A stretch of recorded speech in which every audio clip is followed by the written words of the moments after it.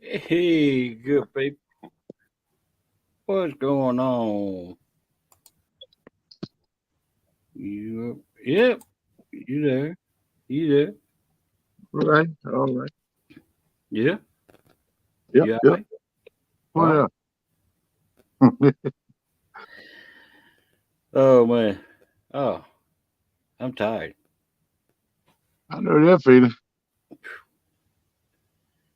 I got some sleep today and a little bit of sleep. Got up, went out there and started on my boat again, trying to tie things up.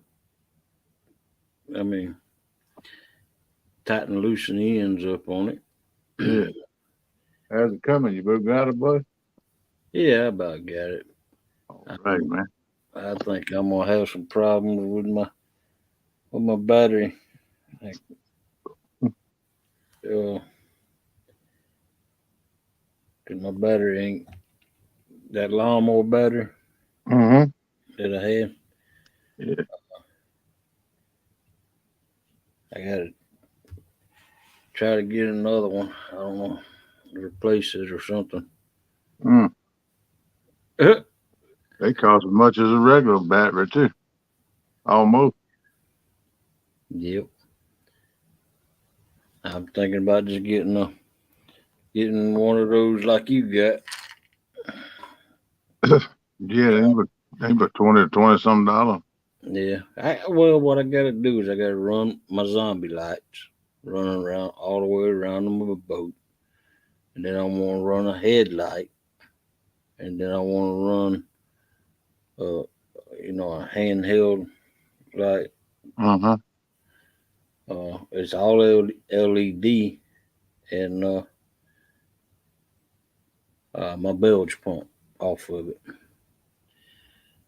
Okay. and everything else. My phones and my gonna run off my power pack I built because I still can't find my pocket juice. Yeah. Last time I seen that thing, it was in Tennessee. Good Lord. Yeah, and That's pretty like that fan. I ain't found it yet either. yeah, I ain't been there and did a confiscation in my daughter's car yet either. yeah. But all right, well, let's welcome people in before they get too far down the Yeah, line. man. Welcome in, Mike Sampson. Mike Sampson. Hey, Uh, Snapper. hey, Sampy, how you doing? Welcome in, Chris Everett, Vanessa Kitty. There's the beautiful Melissa.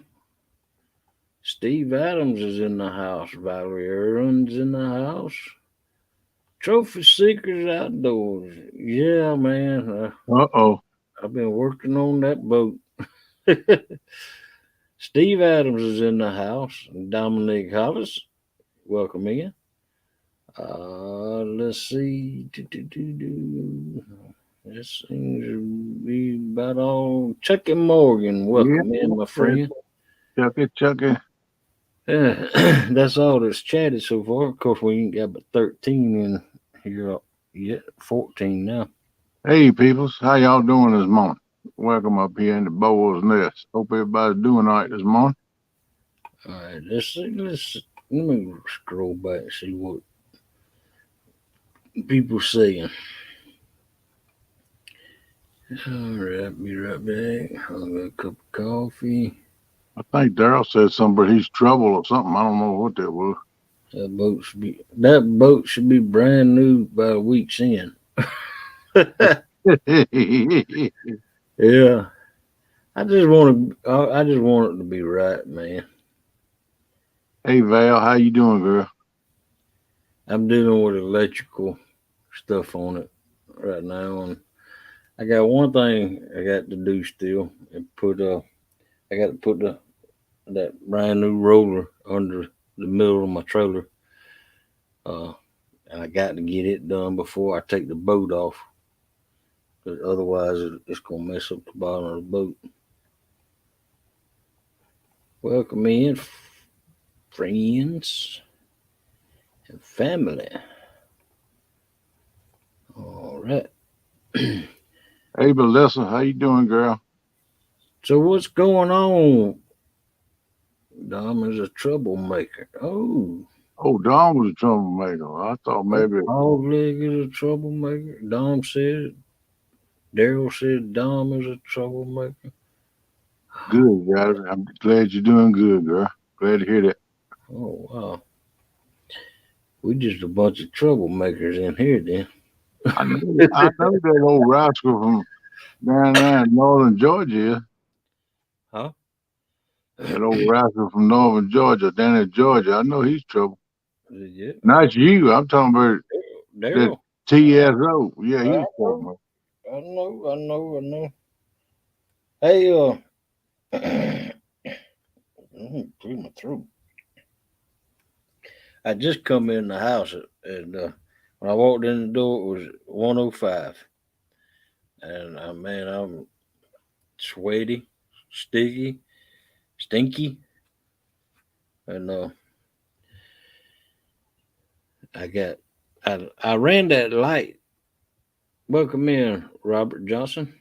I Hey, ran that light off of that my fella. my power pack I built, and I ran it for 6 hours, and I had to turn it off. 'Cause I came in the house, and Okay. I traded the head out on it for that new head I got. You know, the one with the remote control. Yeah. So I'm gonna use it to dim. I think the 25% should light up my rods good enough. Welcome in, Art. I almost said it again, Tasha. Uh, Yeah, I it's real good. think 25% would be good enough. Uh, let's see, Hey, Tasha. because I plan on running my phones off of that too. Yeah. But I couldn't afford to go out and buy a spotlight, so I had to make make one. Uh, I took a, I had two of those little little square LED lights. Mm-hmm. They're about 4 inch wide, 4 inch by 4 inch. Uh, I had two of those. Well, I done figured I was gonna run them for headlights. Okay. I couldn't afford to go out and buy no spotlight, so I just ran one of those as my headlight, and then I made the other one into a spotlight. Yeah. I That'll just work. took a I just took a piece of 3/4 inch PVC with a cap, Yeah. and I drilled a hole in it, run the wires through the center of it, and come out the side of the pipe with the wire. And I drilled a hole in the cap. I mounted that light right dead in the center of that cap, and I put the cap on. And the PVC is about 14 inches long. And so I made it. There It, you go. it looks pretty good. All right, man. Good deal. Cause Hey, I ain't, Ron, fishing with for Whiskers. How you doing? welcome in, Rhonda. I ain't got no money, so I'm having to use things around the house. Hey, man. I'm having to get creative. That's what you got to do sometimes, brother. I know how that is. Yep. Just be glad you got a mind where you can think of stuff like that and do it. You know, Yeah. a lot of people don't know how to do that and stuck in that situation, so they use SOL. Well, I've always been real mechanically inclined all my life. Yeah, I've always had to take nothing to make something out of it too. Exactly. That's all I know, man. Welcome in, PR. Hey, PR, how you doing? Whisker Dreams is in the house. Johnny Whisper Small. Dream. Hey, Johnny. Let's see if anybody else has made any comment. Already make sure. I hear you, Tasha. I know the feeling is come to be commonplace with me, Tasha. What? Tasha said I'm always SOL.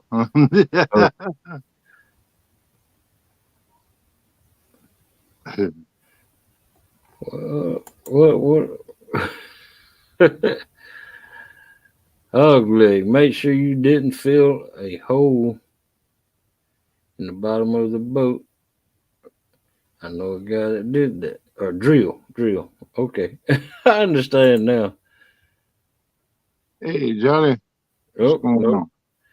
It's got a false floor in it. That's so right, PR.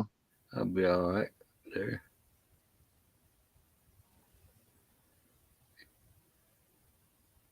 I see that Viking and Bishop are having a meetup at Willow Lake on October 8th. Wow.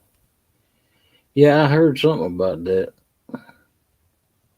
Yeah, I talked with Viking yesterday. He invited me to come down. And told him I didn't think I was going to be able to make a trip this year.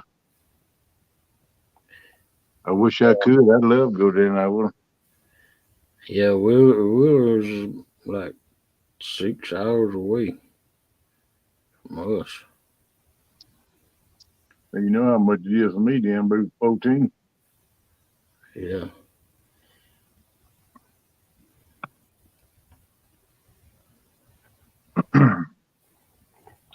If I had the money, I'd hit it, but I just don't have it.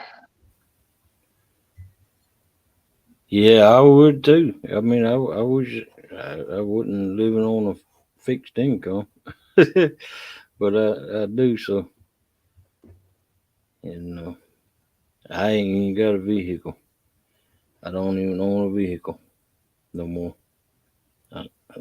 Well, y'all know my story. My truck got infested with black widows, and so I said, "The heck with it," sold it.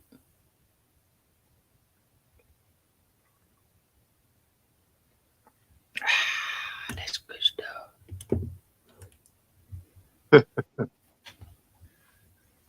Oh, take a...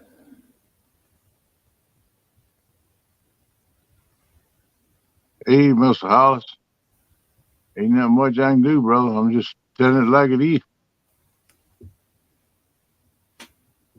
Oh, he used to fish me.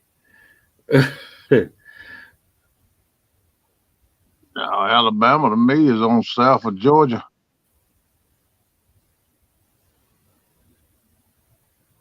Weaver is closer. Yeah. No, it ain't. You might better check your. Well, I get Chattanooga in five and a half hours. Takes me 4 hours to get to Chattanooga. 4 hours. Well, if I drove straight through, it would. You mean it's closer for you than me? Well, I took and subtracted all of the times we stopped, and the time we stopped to do things, get gas, eat, whatever, and took it off the total time, and it come about 4.5 hours. If I drove straight through without stopping. My dinger's going off something fierce over here.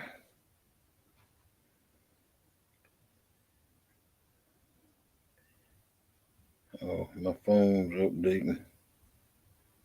Yeah, I see I had a software update too. I said I'd catch it later.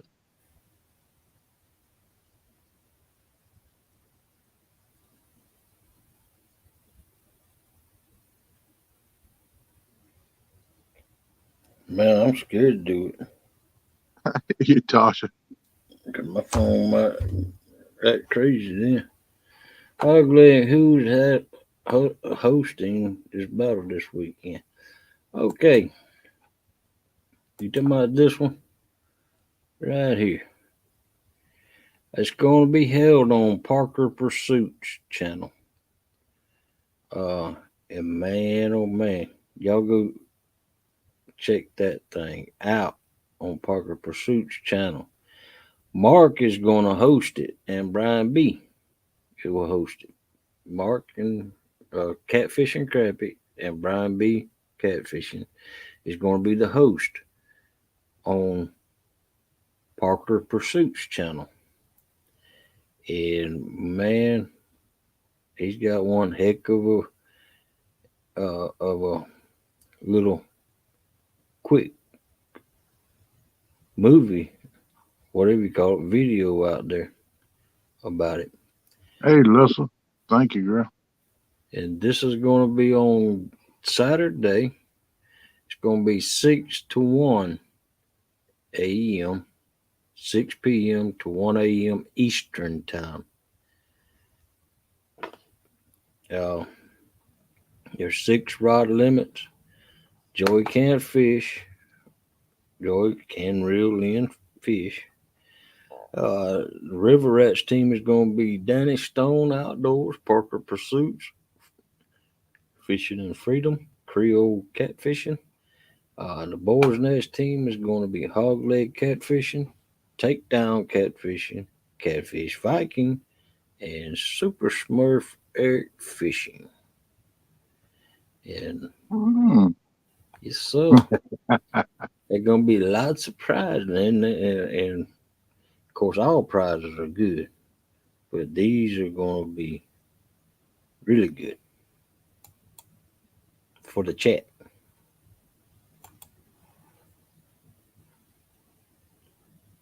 All right, that sounds good. Said I was not going to be in the battle. Oh man, I thought about asking you to, but I kind of seen in the future and seen you was gonna get hurt. So no, I didn't. I didn't really. I didn't ask you to be part of the Boys Nest team because I didn't think that you'd want to fool with it,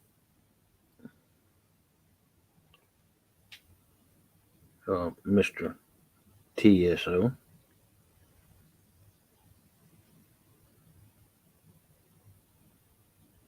Told you he was troublemaker coming up in this morning. He gonna get something stirred up. Look at him. Uh, Ah. yeah, yeah. Okay, I'm subscribed to him. I don't know who he is. Melissa, if you can drop Parker Pursuits. There you go. Well, you already dropped it, Melissa. All right. Well, yeah, it's going. And so far, I haven't checked it lately. Let me go check it right now. Uh, Let me go check my weather channel. We're gonna go to the weather channel first and check it, and then we'll go to my local weather channel. Gonna be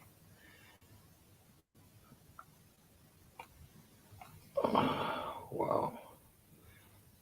It's going back up. It's gonna be 41% now. It got down to 35% for Saturday. It's going back up now. Uh, It'll change 2 or 3 more times before we get here. Let me check my weather channel or my local weather channel daily. It's still the same on my local because it was 40% on my local, and it's still the same. Uh, it was 35% on the weather channel, but now it's back up to 41%. So let's see, 24, 54, 40, yeah, 41. Looks like it's the wind's gonna be out the east southeast at 6 miles per hour.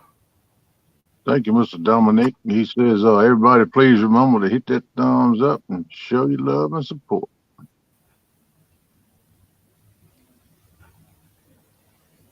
PB Creek making river edge.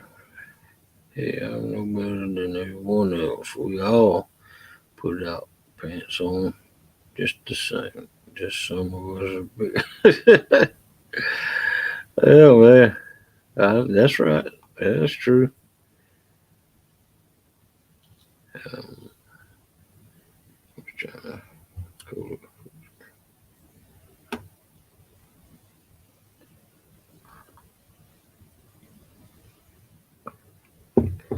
Uh, if you set a reminder to me, miss Saturday night battle. Everyone, please remember to hit the thumbs up. I'm slow tonight. Trying to stay awake. Oh man, stay awake now. Yeah, you keep on. Lucky gonna walk over and sink him claws in you. That'll wake you up. I'm on a roll tonight, huh, Steve? Well, thank you. Miss Melissa, no thanks necessary. I love you guys.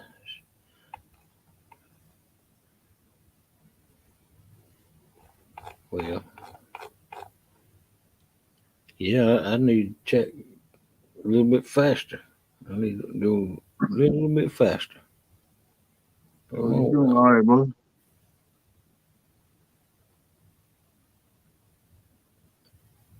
Vanessa Kitty. Hey, hey, I don't think I shouted you at myself. How you doing? Trying to make coffee. Ain't no doubt. Coffee's always a good idea. 24/7. Even at bedtime. Yeah, really. That'll settle me down while I can't sleep by because it'll pick me up just a little bit. I won't be so tired. That way I can relax and sleep. Does that make sense? But it's true.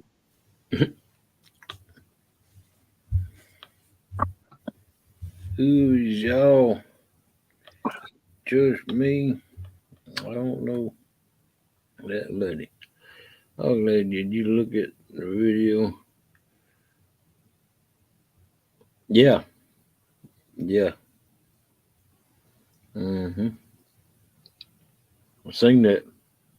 Hey, PR, get Curtis and Smurf, Eric to show you. They know how to do that stuff too. If you got any questions, they right there where they can show you and walk you through everything right there. But we're here to help you too if you need it. Now, I ain't saying don't call on us, but I'm just saying them two not ears right there in the same house with you.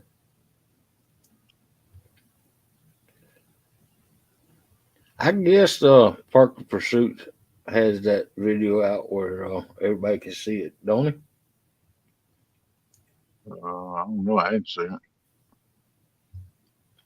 I'm not saying it's not out there. It's a lot of things I hadn't seen the last several hours. Did see the back of my eyelid a few hours. You know, we got a new uh, group text going, don't you? Yeah, I've seen some of them yet. Okay. Well, I know that it showed it in now because you said it looks pretty good, but I hadn't seen it. No, I ain't clicked on that link or nothing. yeah, it's out there.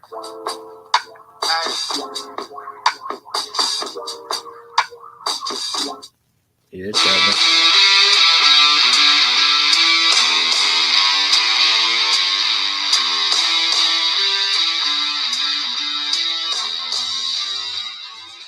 Yeah, listen, ain't no doubt them knuckleheads been sleeping at night on. I can't say nothing. I've been sleeping too. At times. Let's see if I can go look it up. Share it with y'all. Yeah.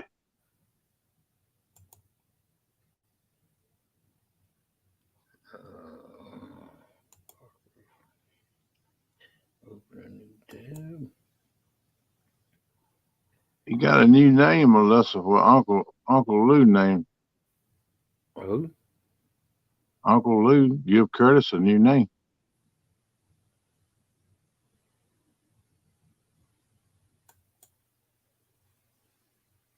Uh, yeah, I hadn't seen it yet either, Melissa.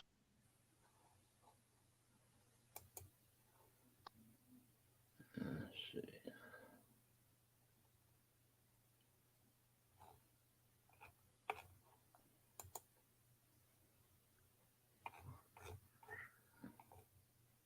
A little preview. All right now.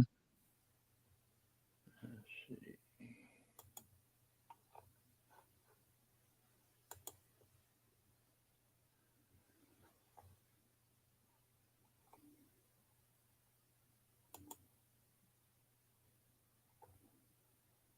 Oh, Uncle Lou calls him Squirtus.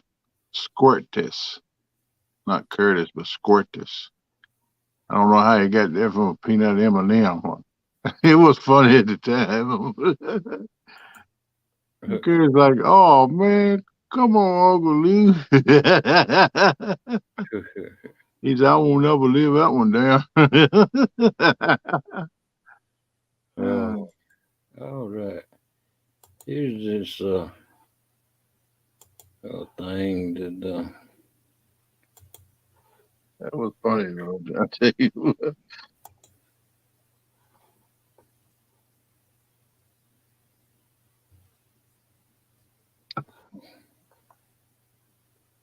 let's see.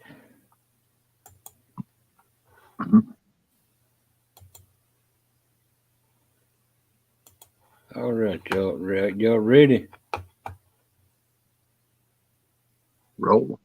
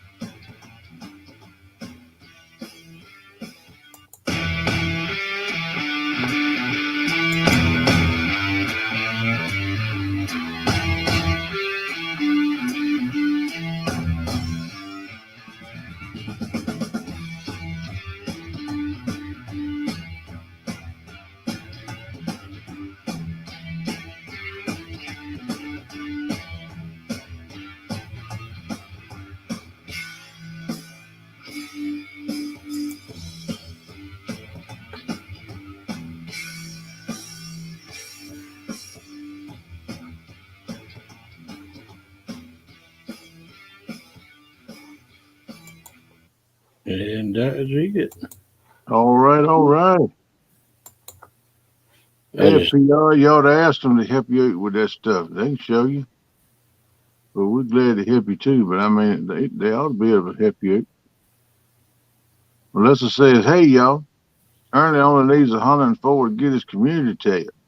Let's all pull together for all him. right. There's his link right there. Let's show Ernie Brown and Chrissy some love, peeps. Let's help get them at 104 more clicks to get over and get the community tab. Yep. I know if Scarney Stan can get 500, Ernie Brown needs to be able to.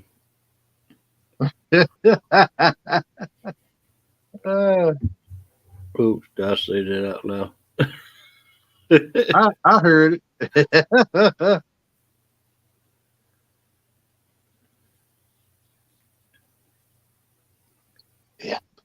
That's some good stuff. Yeah, it is. Woo.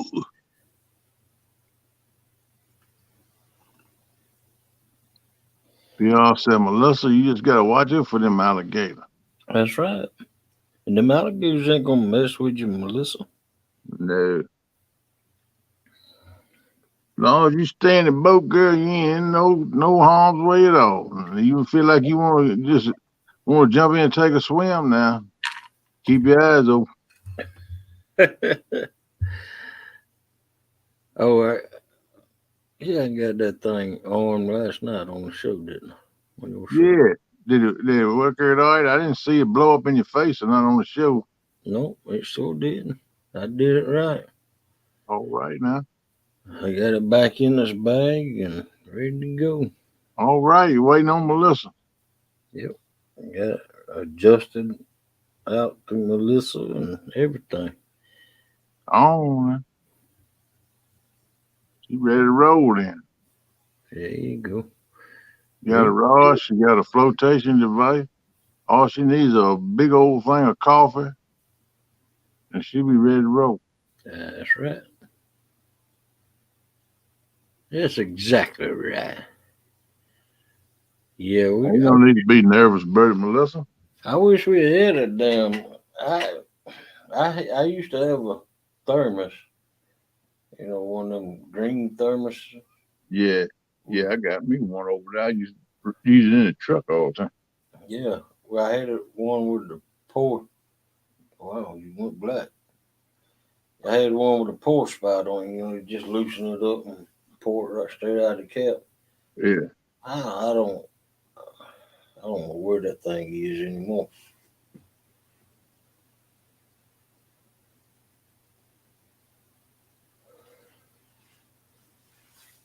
But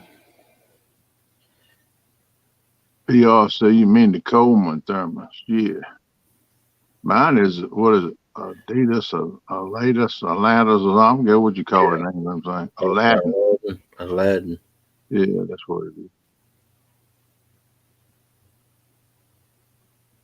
We ain't got the money. I'll go get a battery on credit if I have to, so I'll motor.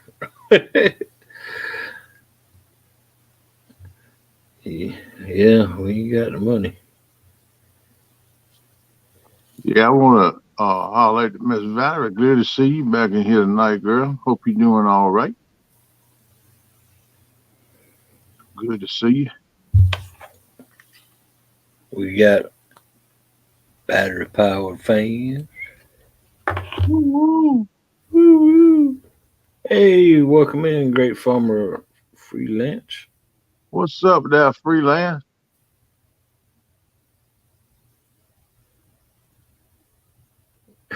I ain't getting stuck out there pushing no lights. You better carry you a flashlight in your pocket. Heck yeah. And I got a little old bitty redneck paddle out there in the boat. There you go. That's something you can smack them gators with. Yeah, well, it ain't gonna hurt them. Mm. Don't. I got my, I got my poo poo for that, but pew Oh pew. yeah. They'll go the other way. You smack them though, but like old snake. You smack old snake with something, you might not hurt him, but he going the other way. He's like, good Lord, something getting nasty right here. Yep. You ain't gonna have to worry about that no way. Listen, ain't no gator coming up out that close to you.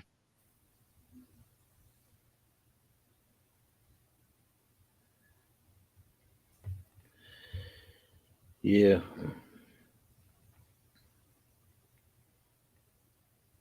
Hey, Vanessa Kitty said temperatures are dropping now. Finally, all right.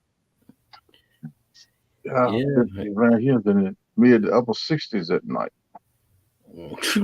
Wow. I wish you got that low here at night. Yeah, Right now. that's what she is here in the 80s. And well, anywhere in the 80 range during the day. Let me see.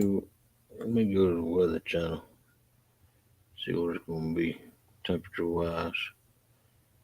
on that particular evening. Whoop, whoop.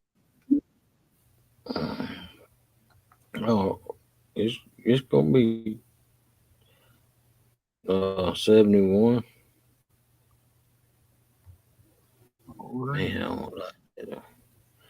With 92% humidity, sunset at 8:06. That's gonna make them mosquitoes when they land on it stick to you because you're gonna be squatting.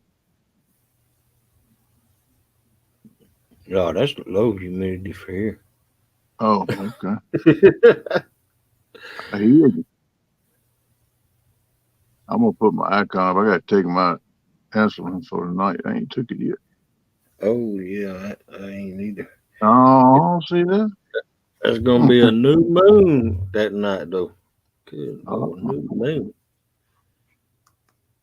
I hear you there. You know what that means, don't you?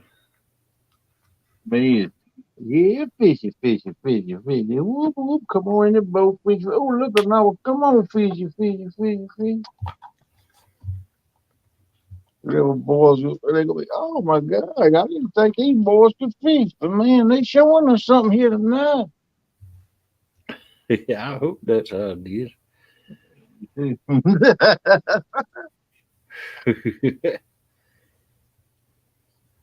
Fucking man, blue line.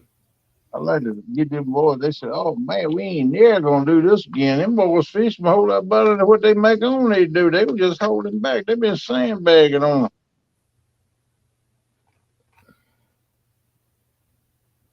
Gotta get colder quick.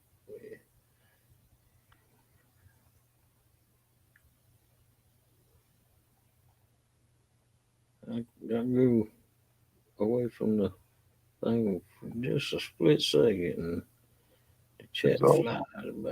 That's all it takes, man. It's clicking back big time. Dig all my mess my old big. I done both got both junkie and I have medicine. Hell, they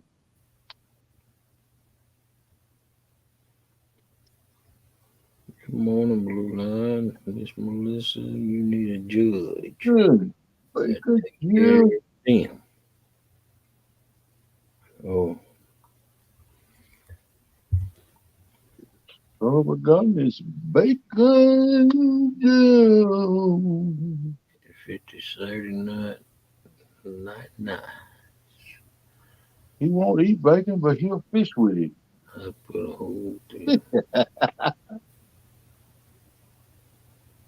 Oh no, you don't know. Well, it's a no handgun, no hand poo poos. I'm gonna have a pew pew. My initials 40 caliber.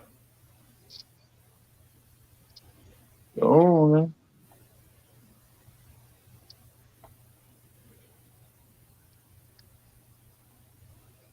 Smith and Wesson, 40 cal. Holy cow. Smack now. 838 for me. Great Farmer says, I'll always be in here, Melissa. Love you guys. Oh, we love you too, Tasha. Yeah, Tasha. Like, where are they, girl? Fishing nearby a couple of days. We love you too. That's for sure. I'm happy somebody does, Dominic. What you talking about, hog leg? I'm a better aim than you. With a rifle, you are. I don't know about no pistol now. I use my pointer finger. I want your finger and say, pow. Work. Mm-hmm. Y'all gonna right. Ain't no nothing wrong with that right there. I've come to find out that if you point at something, you gonna shoot it. You gonna hit it. Mm-hmm. So that's why I use my pointer finger. I heard you. Welcome in, Pontoon Jody. Jody. Jody, Jody, Jody, Jody, It's Jody. Smith and Wesson 40 cal. It's semi-automatic. We have a revolver too, but the revolver is smaller caliber. We have a couple of semi-automatics.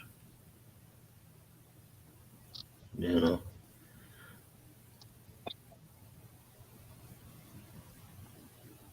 I got me a slingshot. that's what I got. Slingshot. Mm-hmm. Get you one of them little steel balls and put in there. That'll back them up. Let me tell you right now. I got a blowgun. Oh, okay. Going on with the blowgun. I heard that too. That's their ability right there. My coon man. Judy.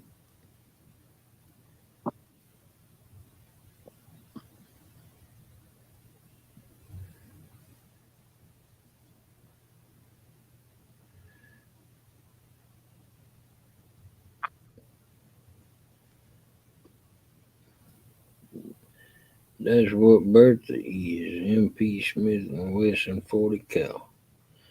Yep.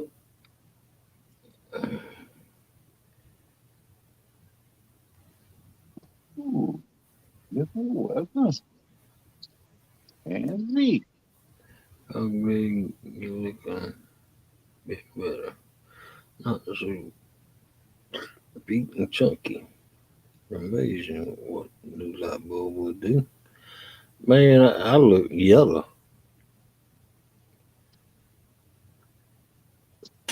Christian, you get your stickers. Oh, I got stickers. I'm gonna show it off. Make my be. I got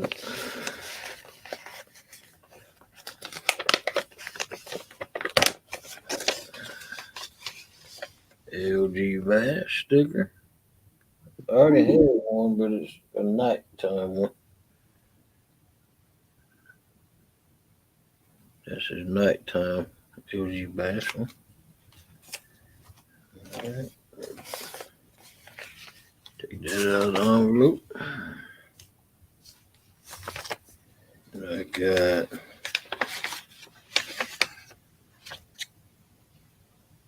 Pontoon Jody sticker. Jody. Okay. Looking good.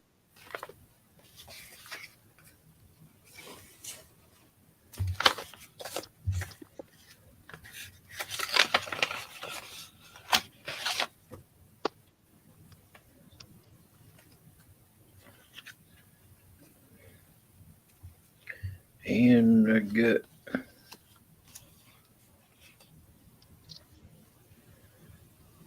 two Fat Boy Eric stickers. That boy. Hey. Oh no.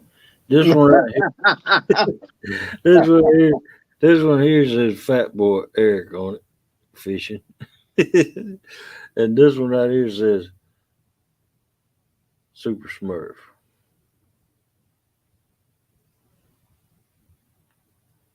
Hog Leg ain't telling y'all he had that fat boy sticker made up just so he could call him Fat Boy. No, I'm just playing. Oh man, Ah, that's funny. All right, got the peels done. Let me get to the insulin pen. Hello, insulin. Come on in. And I got he fat boy. Super Smurf sent me a few extras. Oh, As always, I give Melissa one, and I keep one. And I got extras, all so right now. I'm gonna add that to my sticker bundle package deal There you go. that I give away. Sweet.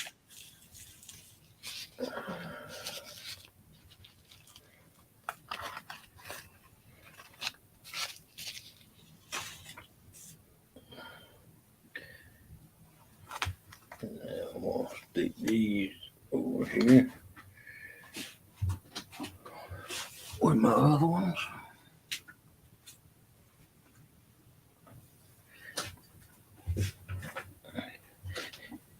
And folks, I'm sorry I'm running behind on getting the stickers out that I gave away in the giveaways this weekend, but I will get them out. I promise you. Don't feel bad. I'm still getting them together too. I think I got two more. I got, said I was gonna do it yesterday, but I didn't get around to doing it. Yeah.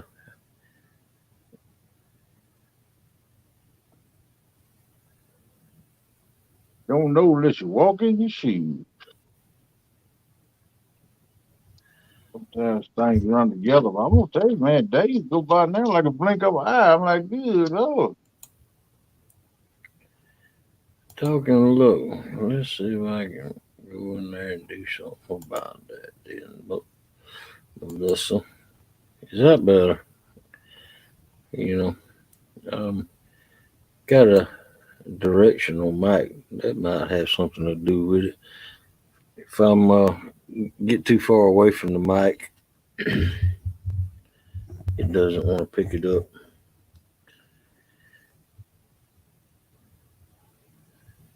My channels are massive.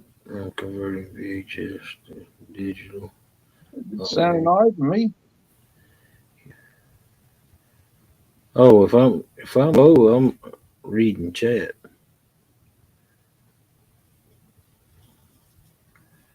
Great, we have some good friends down there. He makes awesome brisket.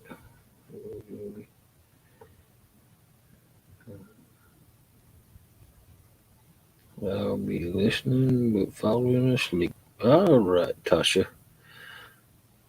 Hey, girl, go to sleep there. No, he was low but turned it up way better. Uh, so how was your day, Kenneth? Oh, well, had a lot on my mind. Been thinking about 50,000 different things. Um, Had a good talk with Pop today. We talked about an hour on the phone. Pop was wide open today. He wanted to talk. Mm-mm. I spent every minute with him I can. There you go. Yeah, man. He's getting ready to go there and cut some grass. We talked about an hour. I said, look, I said, ain't that I don't want to talk to you, bud. I said, but if you don't keep on talking, you don't get no grass cut today. He said, yeah, that's what I was hoping. I said, oh, okay, keep on talking then. Oh my goodness. We just sit right there, bud. We talk to the sun, go there and past if you want to. I called him the other day and woke him up. Man, that just was, he's like, I said, what's the matter with you? He said, oh. I said, I must have woke you up. He said, yeah, you did. I said, okay, I'm sorry. I didn't mean to wake you up. He said, oh, that's all right. I think I need to be getting up anyway. Oh, that's good. Pop's doing all right, man. He's doing pretty good. I'm glad to hear that. Yeah, for 80 years old, shoot, can get around real good. Be 80 years old, still live by herself and take care of herself for the most part. You can't ask for no more than that, man. Yeah. My mama's 77, still lives by herself too. Yep, Oh, she's amazing. Yep, that's amazing for your mama too. 77. There are a lot of people do when you get that old, they're not able to do it. That's a blessing that they are able. yeah. Well, my mama's a amputee, Yeah, you told me that. and she's also a colon cancer survivor. Right there, your mama tough. And Well, I figured that she raised you, so I figured she had to be tough. come on, man. Hey, I seen it. I had to take a chance, brother. I'm sorry. Oh man, you can tell she's a tough lady. Well, she's done had.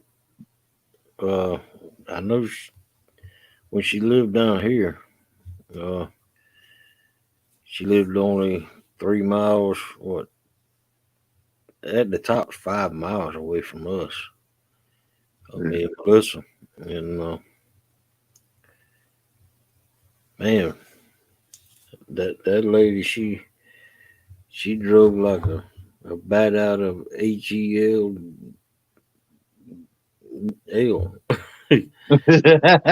but but Well, I ain't trying to throw off on women, but that's one of their traits to drive like a NASCAR driver. James Allball, what's up, buddy? How you doing, partner?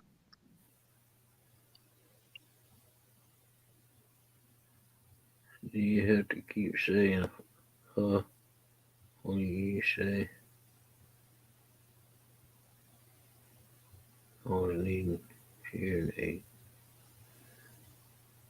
What?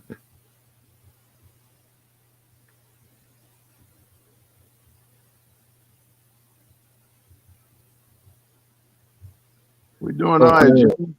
welcome in, James. Hope you doing all right, bud. Closing up. I hear you, man.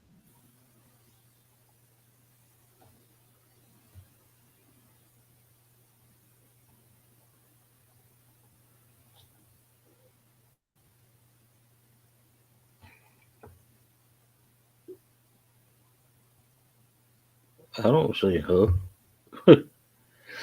I mean, Huh? I was. I don't know. I don't know who Melissa's talking about, but I was telling her story. Huh? Yeah, What's that? Huh?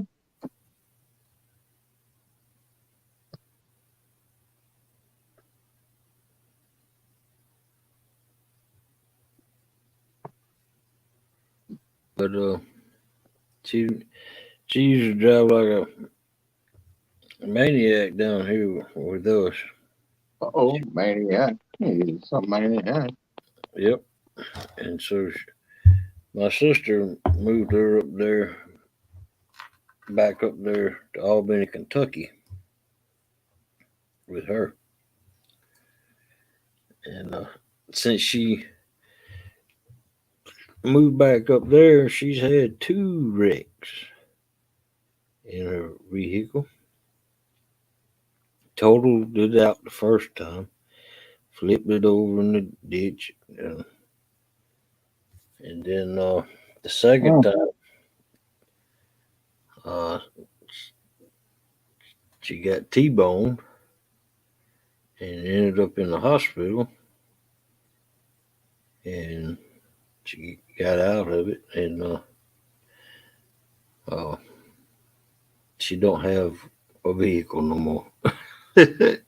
Needless tough to say, lady, though. I tell you this. Oh, but she she is but she still lives by herself. amazing. My sister has to take her everywhere she goes.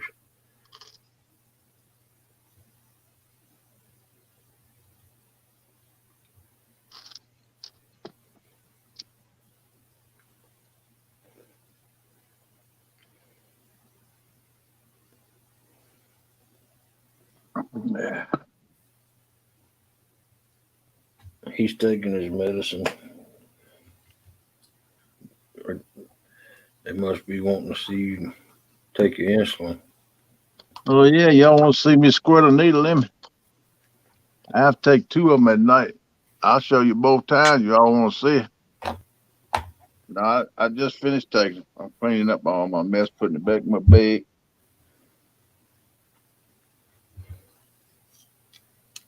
I take 2 different kinds at night. One is my regular fast acting, and one is my slow acting. That's supposed to hold me over till morning when I can take my next first shot for the day. I don't know why you didn't know. He announced it. You said what? We didn't know. I said, I don't know why y'all didn't know. He announced it. Yeah, I announced it. I said I'm going to take my medicine and my insulin. I said I'm going to take my insulin. And Hoggley said, "Oh, I don't think he took it." So, Nope. So I'm going to hide behind my icon when you come all back. right, I'm going to come back up. Hey, what's up? I'm Oh, back. God, you froze like that. Oh, man. All right, you go on hide behind the curtain and take your insulin, bud. You should have been and took it. You know that. Get it right, man. Get it right. All right. PR said, "Oh Lord, go back behind your icon." Yeah, I probably need to, PR. Ain't no lie about that, girl. That's why you see me a lot of times with my icon up. I said, I know people just can't keep looking at this. James Alba said, "Dang, that was ugly." Good morning, Tex Tiger. You know, Dirty Bird there. What's up, Mr. Texas Tiger? Come on in, Mumbles. Peon Cousin, Chat, Crew. What's up? What's up?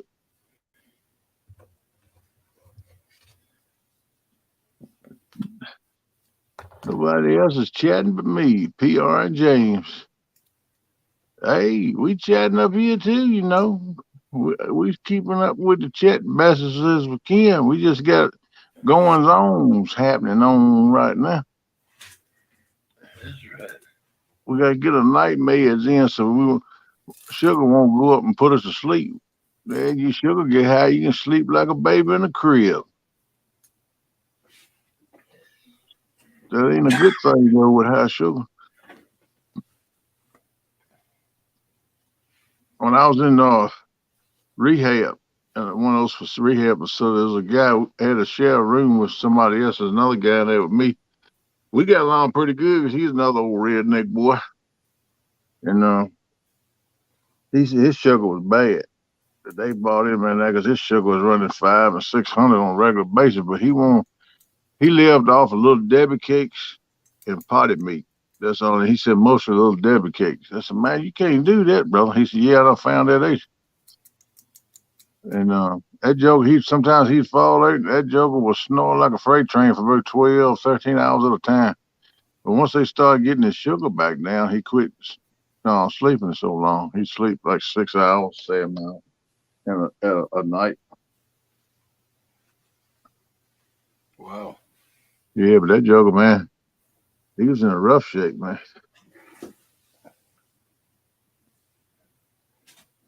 He lived by himself. He wasn't taking care of himself. They said when they went in there and found him in a coma, he was passed out because of sugar. And carried him to the hospital. They didn't come to the hospital. They put him in that rehab place. They said when they went in there and found him, the counter was full of little Debbie cakes. Yeah, so that joker had more little Debbie cakes in the grocery store. I said, good Lord. That's what his sister and her husband said, because they coming out of visiting him one time. And, you know, beds right side each other, just like 3 or 4 foot apart, and a curtain draw in between us is the only privacy we had. But When they come in now, they was talking about it, and they said, "Yeah, so he had more little Debbie cakes." When we went in there and found it in the grocery store, guy. I said, "Great day, girl." He had it stocked there. He looked at it. He said, "Won't that bad?" She said, "Yeah, right." She said, "I wish I took a picture of it." You crave sweets though, and that's the one thing that tears you up, man. When you got sugar, Yep. sometimes, man, I could tear up on a donut so bad I can taste it. I ain't. Don't let me smell it. Good Lord, I go in. You can't help us then. Yeah, I don't punish myself that way. I No, I oh, don't either. oh man. I done got Wait pretty a used. minute, I'll be right back. All right, I done got pretty used to handling it now. Not having no sweets. I make myself not eat them because I can't have them. I done kind of got adjusted to it now. If you crave something like that, you just keep on going. It'll go away in a little bit. Listen, my baby's 30. My baby's 33. My oldest is going on 37, September the 1st. Well, congratulations. Congratulations to you too, Mom. Nothing wrong with that. Wish him the best. Many more happy birthday.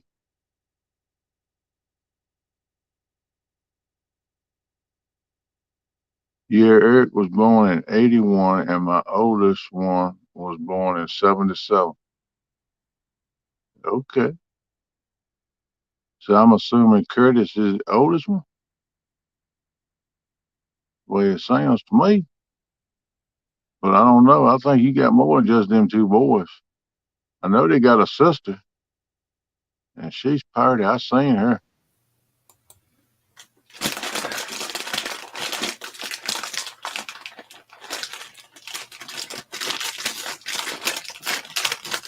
No, I have a son older than Curtis. Okay. That's what I was thinking. That's why I retracted my statement for a second.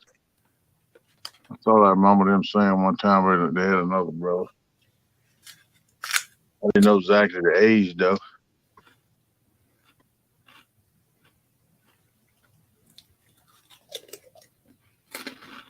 Oh, look at it. He done found some kind of sweet stuff to chew on.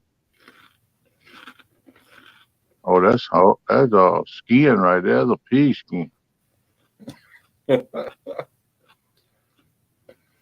man. I hear that crunch. Sound like a mule eating corn. Yeah, that's what it is. That pea skin. Hmm. Oh,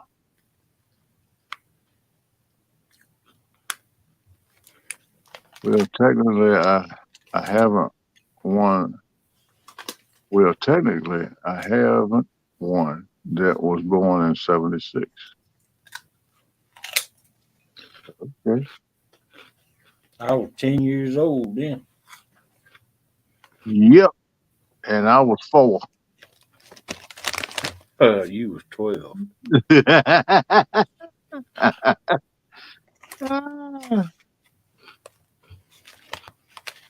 It's almost older than you.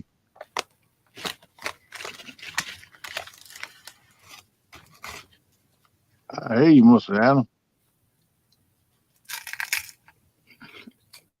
That's How old one are kid. you, Steve Adams? He's 70. What did he say? He was 74?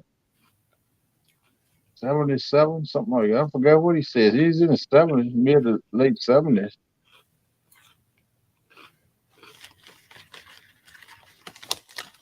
This he got 5 grandkids. Great, I bet you we get together with them. There's a whole lot of spoiling going on. Crawling all over top of Paw and everything.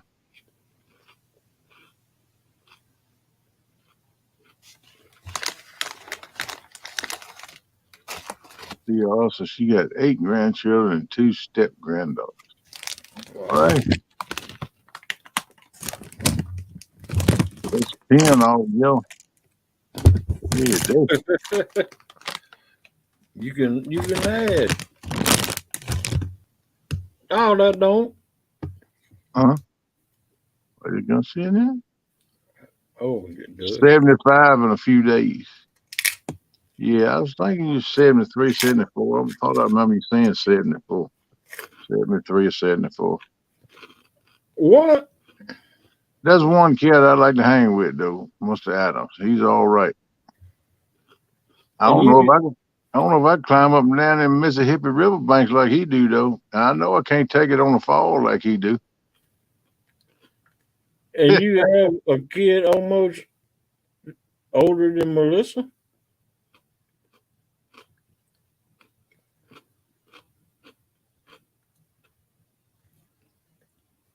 Yeah, Mr. Adams was started there, Bruce 16, 17. Yeah. Had a key.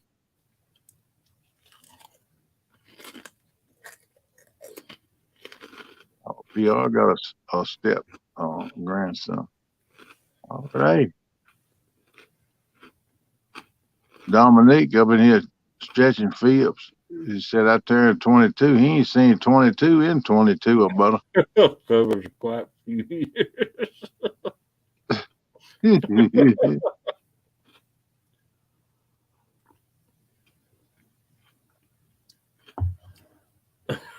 Dominique.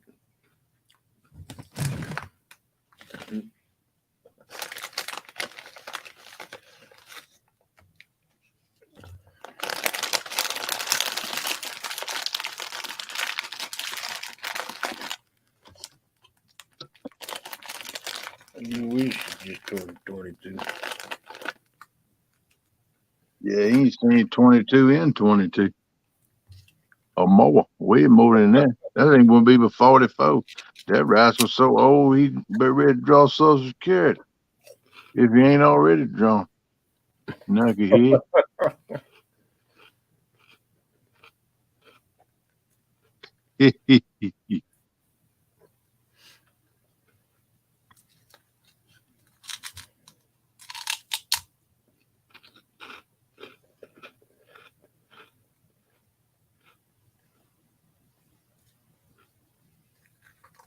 Yeah, you 44. You ain't seen 44 and 22 either.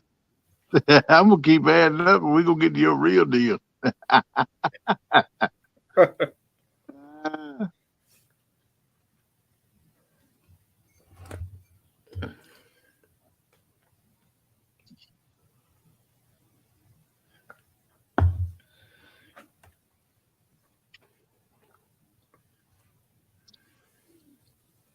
There you go. 22 times 2 plus 22. All right, man.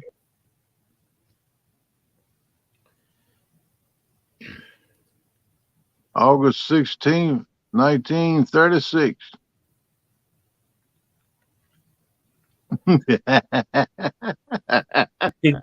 He sure got ugly for being on. He sure got If ugly he quick. was It was 44, he on showed he'd get 44. ugly, didn't Yeah. he? Heck yeah, I agree with you on that, man. Ain't no way nobody can get that ugly in just 44 years. Oh, you bone ugly. In other words, you ugly to the bone. Okay. Don't feel bad. I'm in the same boat, bud. I was Was it the born summer? Yeah. ugly. Look at that. Steve Adams got married in the summer of '69. All right. Hey, Brian Adams song. he likes this Brian Adams, so yeah. Steve Adams likes Brian Adams. In the summer of 69. Oh, Mr. Adams. I bet Mr. Adams, when he was a young buck, I bet he was a catbird too. You know he was from 'Cause the he's a stories. catbird. He's a catbird now. I know when he was a young buck, he was a catbird. He's probably hard to hold down.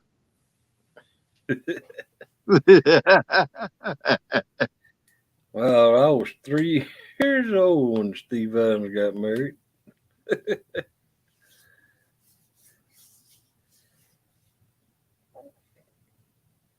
I had never even been thought of then, Listen, so I know how that is. Hey, oh, Hey, he works for Dominique. I figure I might well stretch the old taffy a little bit too, you know. yeah, might as well. Heck yeah, working for Dominique, talking that trash. Daniel was 5. Blue Line said, Steve Allen floated in the Mississippi on the Mayflower. There you go. This is my son with term 51. Dominique said Tanya was 5 when he married her. Oh, he talking about when Steve got married, I guess. Come think of it. I say, I know you lying about that one. If you married her when you was 5, then mama and papa would have smacked you upside the head. You gotta wait till at least she come of age, boy. Happy anniversary, Mr. Coach. Yes, sir. I'm sure you got one amazing lady to put up with you all those years. I figured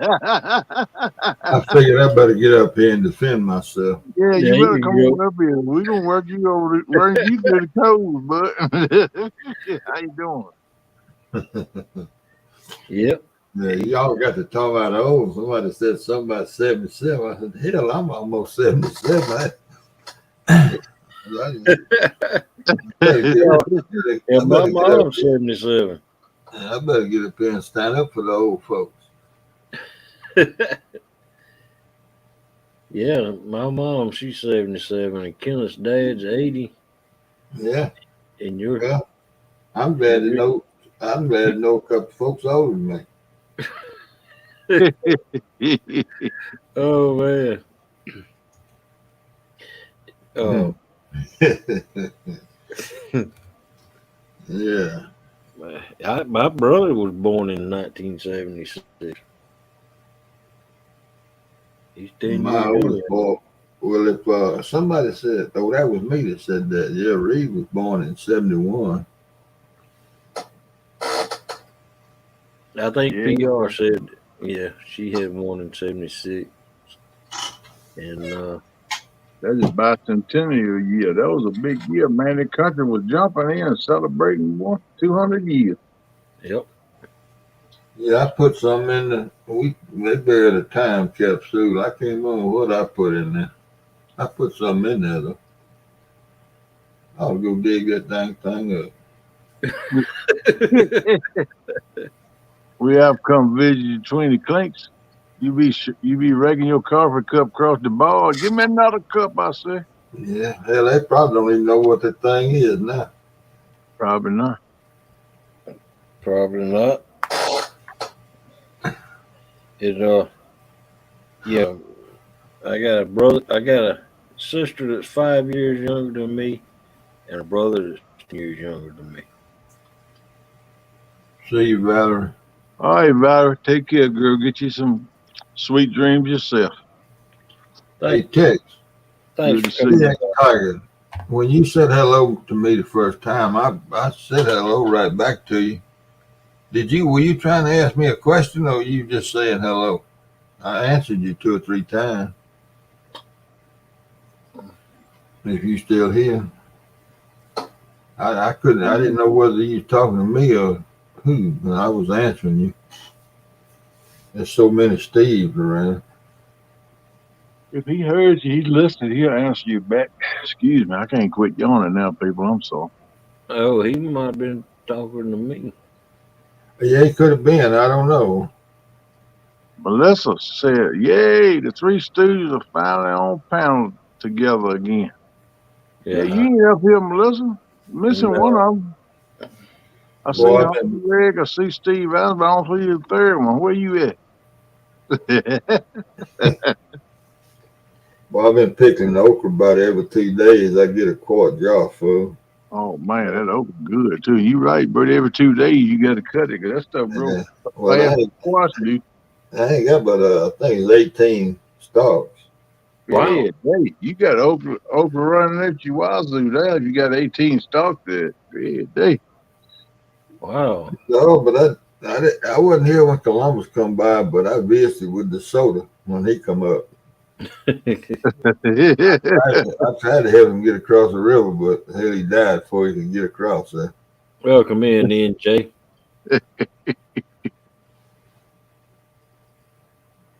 He's sitting over there staring.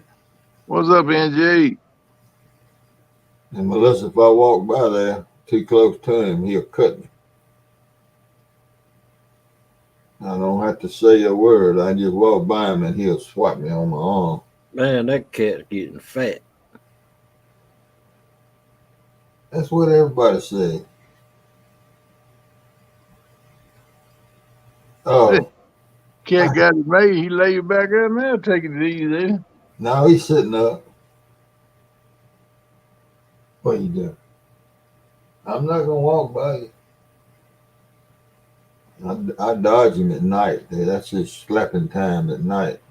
Yeah, If, you done if learned it. if he was black, he looked just like Sylvester, wouldn't he? There's Tiger right there. Steve said, I sleep typing on a tiny phone and need to squint just right to focus. I got you, Tex. Okay. Well, I wasn't. I didn't know whether you just wasn't looking. You was in the bottle or what was going on. I couldn't. You wasn't talking to me, or you were talking to me. So I was answering you every time you said Steve. He also, you keep looking at him, he's gonna attack you. He wants me to come over there so he can slap me. I know exactly what he's doing. He ain't fooling me. You'll go there, pat him on the head. No, he'll let me pet him, but as soon as I move my hand, he gonna slap me. That's how Sylvester used to do me. And they say his cats do the same thing while he sleep. Hey, Nigga. Heck, that sleeps on top of me, man. And if I don't, when he gets up there, when he comes up there and gets all situated, if I don't put my hand out him on the cover and scratch him on the head, he'll come around and go up under the covers and make me pet him. And then he'll go back out from under the covers and get over there, get on my side, and I reach up there and pet him, and he's fine then. Wow. But if I've gone to sleep, and when he comes in there, gets up, and he gonna come over, he wakes me up because I got to pet him before he goes to bed, goes to sleep. Yeah, I took Mr. Steve Adams. I took that. I heard you early on. Yeah, that light fixture. Swap the lights out. Swap. Yeah, I know what it was. I've been meaning to ask y'all. You know, on the yellow light on the fixture, I call that the fixture. Yeah. You know where it's got the what would you call it? The connection there where you put the screw through to hold it on the pole. Yeah.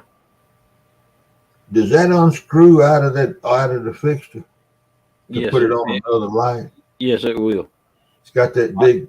That's what I done today. I took that.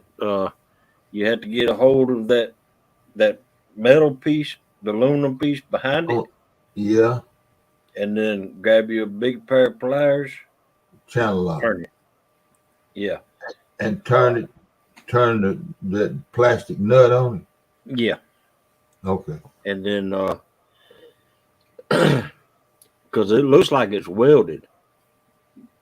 You know. Well, I hadn't. It's not.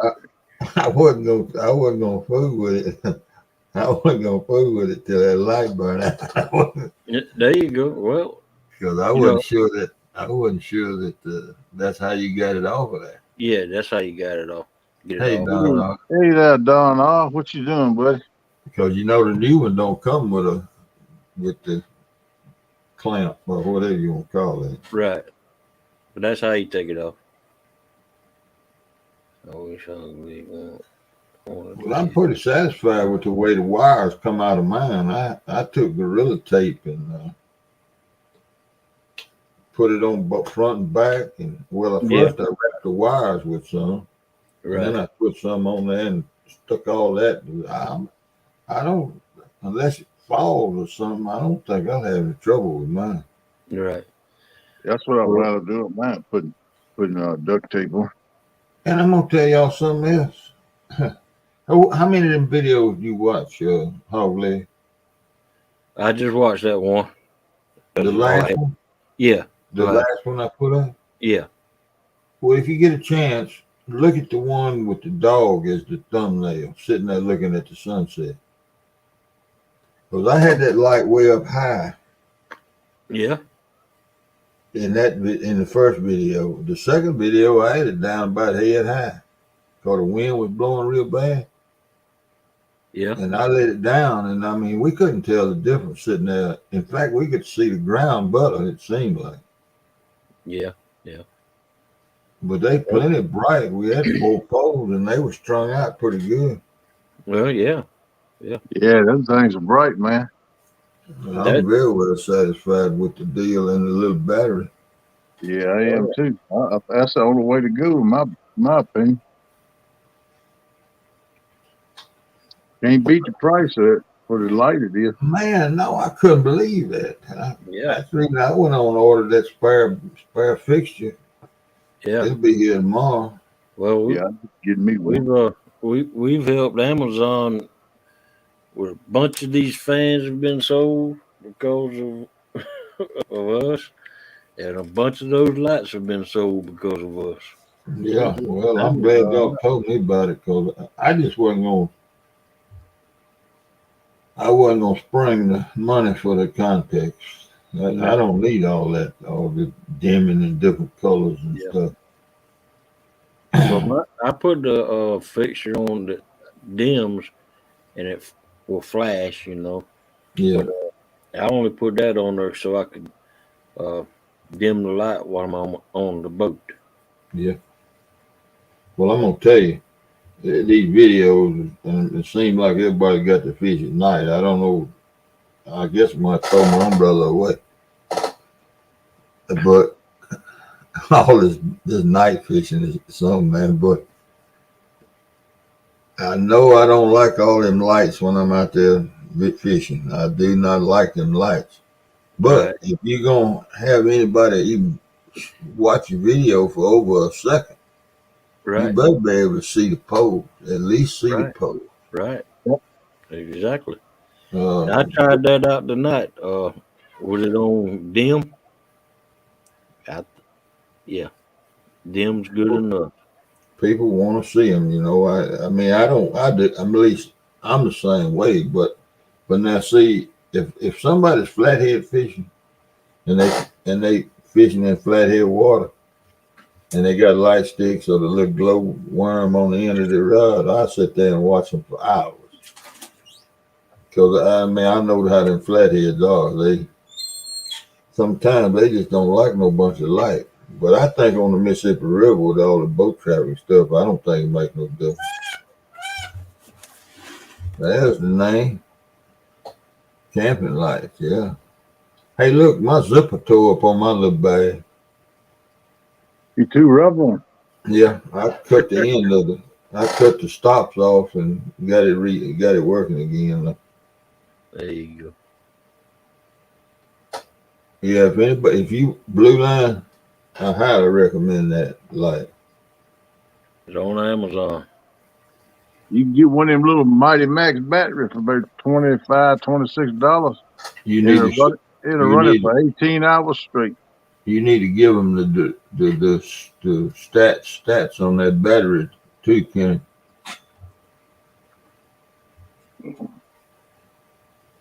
You hear me? It's out in the boat, Melissa. There you go.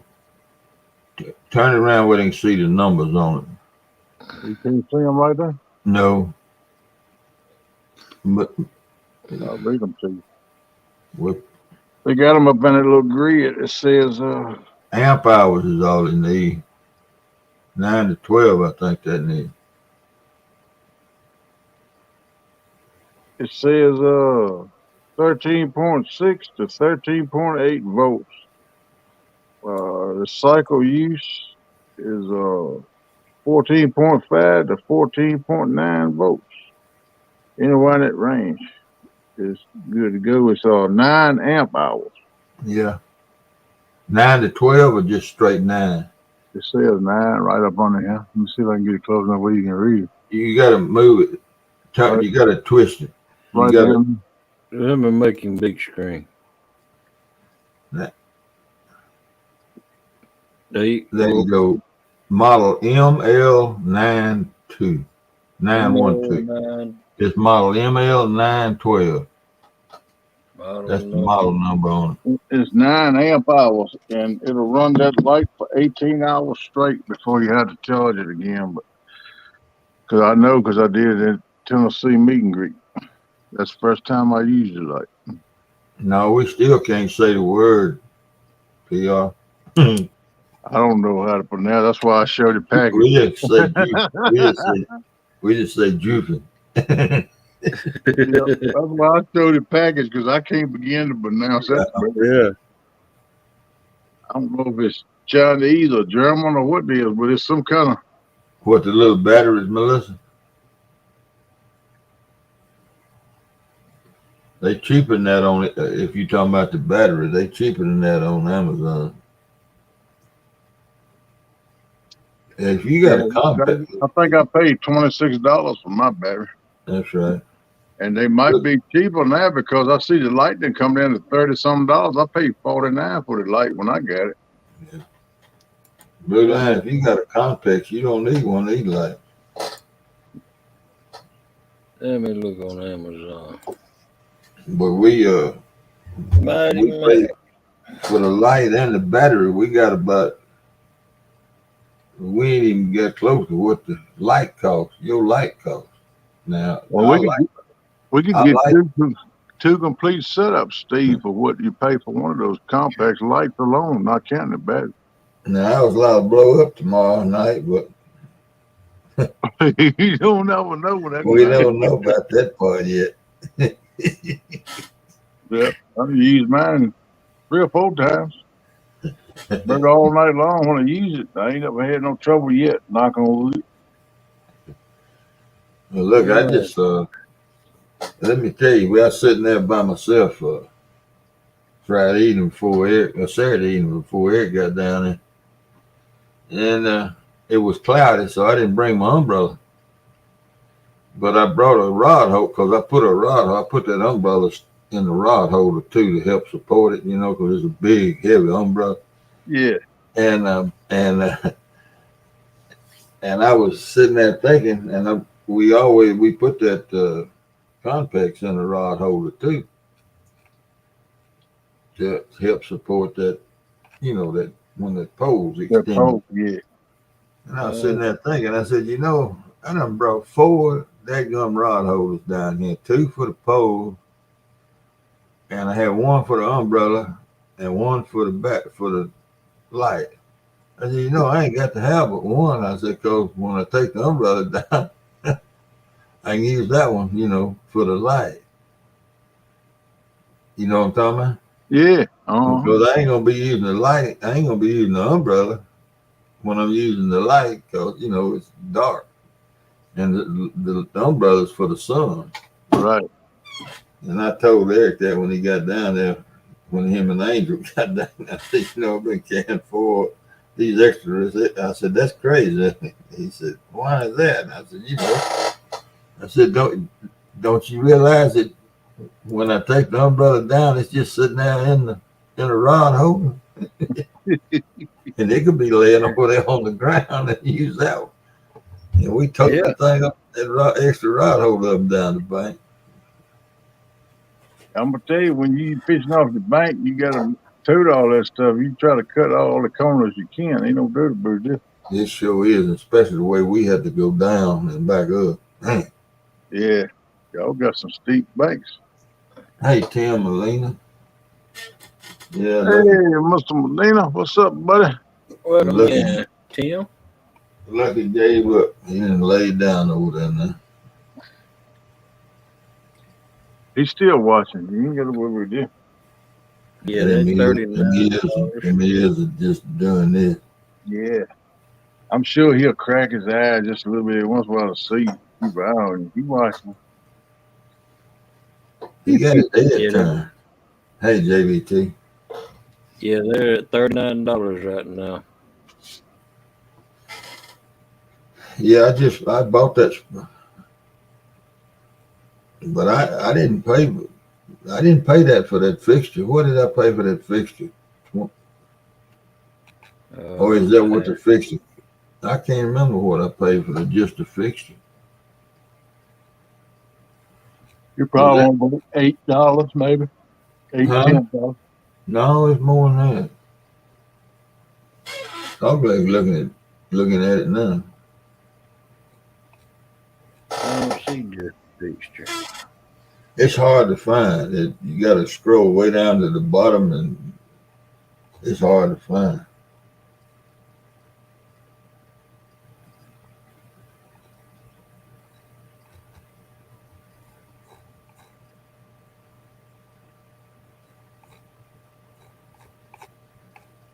$39.99. Gerald, JBT, what's up, bud? What's going on? Welcome in, JBT. Heading home, he said. Heading home. Yeah, I don't see just a fixture.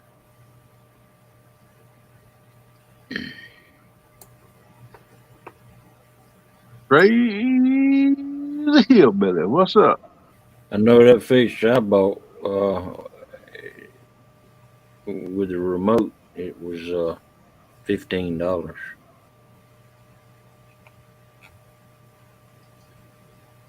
Yeah, that ain't bad. Not for the remote, and plus you can change colors on that thing too, can't you? No, it's just white. But Oh, you can make it flash, and it just has the remote. Can you dim it down, dim? Mm-hmm.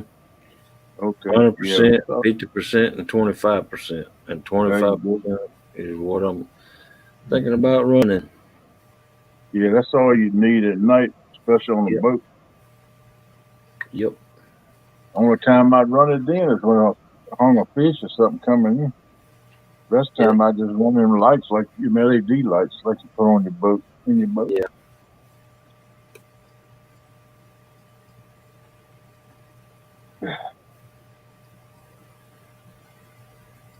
Five catfish and 4 carp. I hear you, bud. Welcome in, crazy hillbilly. That JBT pretty smart because he catching all his catfish on carp. Yeah, he is. So he's I had him praying out there. I was listening to him out there in the boat when I was working on the boat. Yeah, I watched a bunch of it this evening, tonight. I don't ever comment. I just sit there and watch him feed. He won't answer no questions in the chat, so I don't fool with him. Get it straight, Steve. PR don't have a wrench.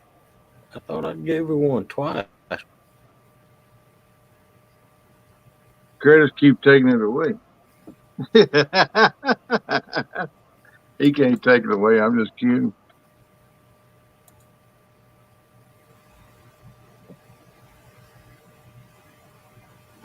And we need to have a SmackDown, maybe only people over 70. Yeah, Don, my only problem with any more competition is my best fishing spot and the only place we consistently catch a couple of fish. I don't have no cell service. I can't go live from down there. That's the reason I've been doing the videos instead of going live. Because heck, when you go fishing, you get tired of not catching fish. Hallelujah, Jesus. I testify to that.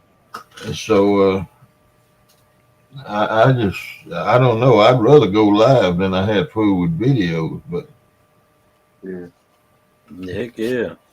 I got some places like that too, Steve. Some of my best fishing places, I don't have a phone signal. I went and rechecked some of them Monday. Still don't get no signal. Not enough to go live. I get one. Don't nobody want to hear all that robot talking and the thing, the arrow spinning, and don't nobody want to see all that. Especially when they're sitting there like me and don't see me catch no fish. You see Hillbilly probably got a speeding ticket. That fast car. Who did? Crazy hillbilly. Probably got a speeding ticket with that fast car. Who did? Crazy hillbilly. Oh. Crazy hillbilly.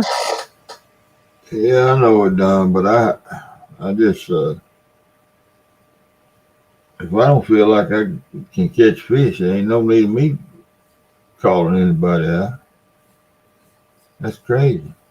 Well, doggone, Don R. and Steve Adams would be the only two in the doggone competition. No, Dominique. that's some pork chop would be in it. He'll fish against a grasshopper. Pork Chop ain't 70 years old. Yeah, but he'd be in it. He fake it. I tell you what, He'd use a fake ID to try to get in any kind of challenge. I made Pork Chop turn on me a couple weeks ago. He was all Boar's nest. Oh, sorry to hear that, crazy Oh, hillbilly. Wow. My grandpa just a few minutes. Sorry to hear that, bud. I'm sorry, crazy hillbilly. Sorry, crazy hillbilly. I don't want to even know how old he was. I've been there before myself. Never forget the day of lost man. Yeah, my daddy turned 99 2 days before I turned 75.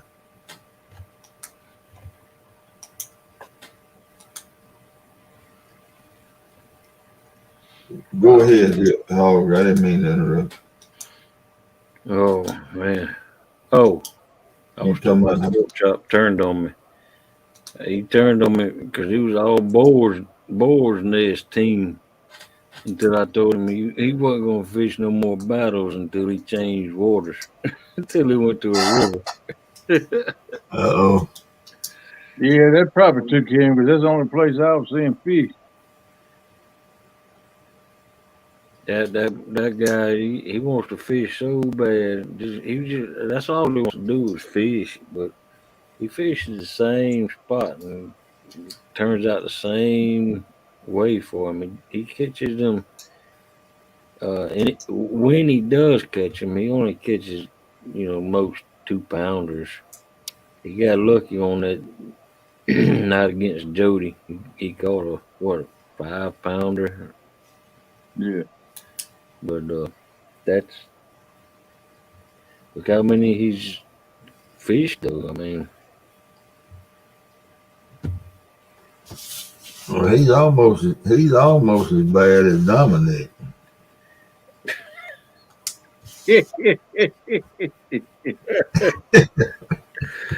oh my goodness! Welcome in, Oakley. Hey, Oakley. Oh man,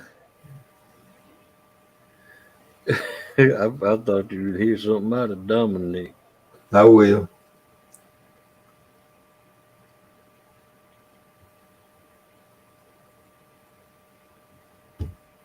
Yeah, he'll retaliate. Yeah. Yeah, I was close to my grandpa. I mean, my granddaddy.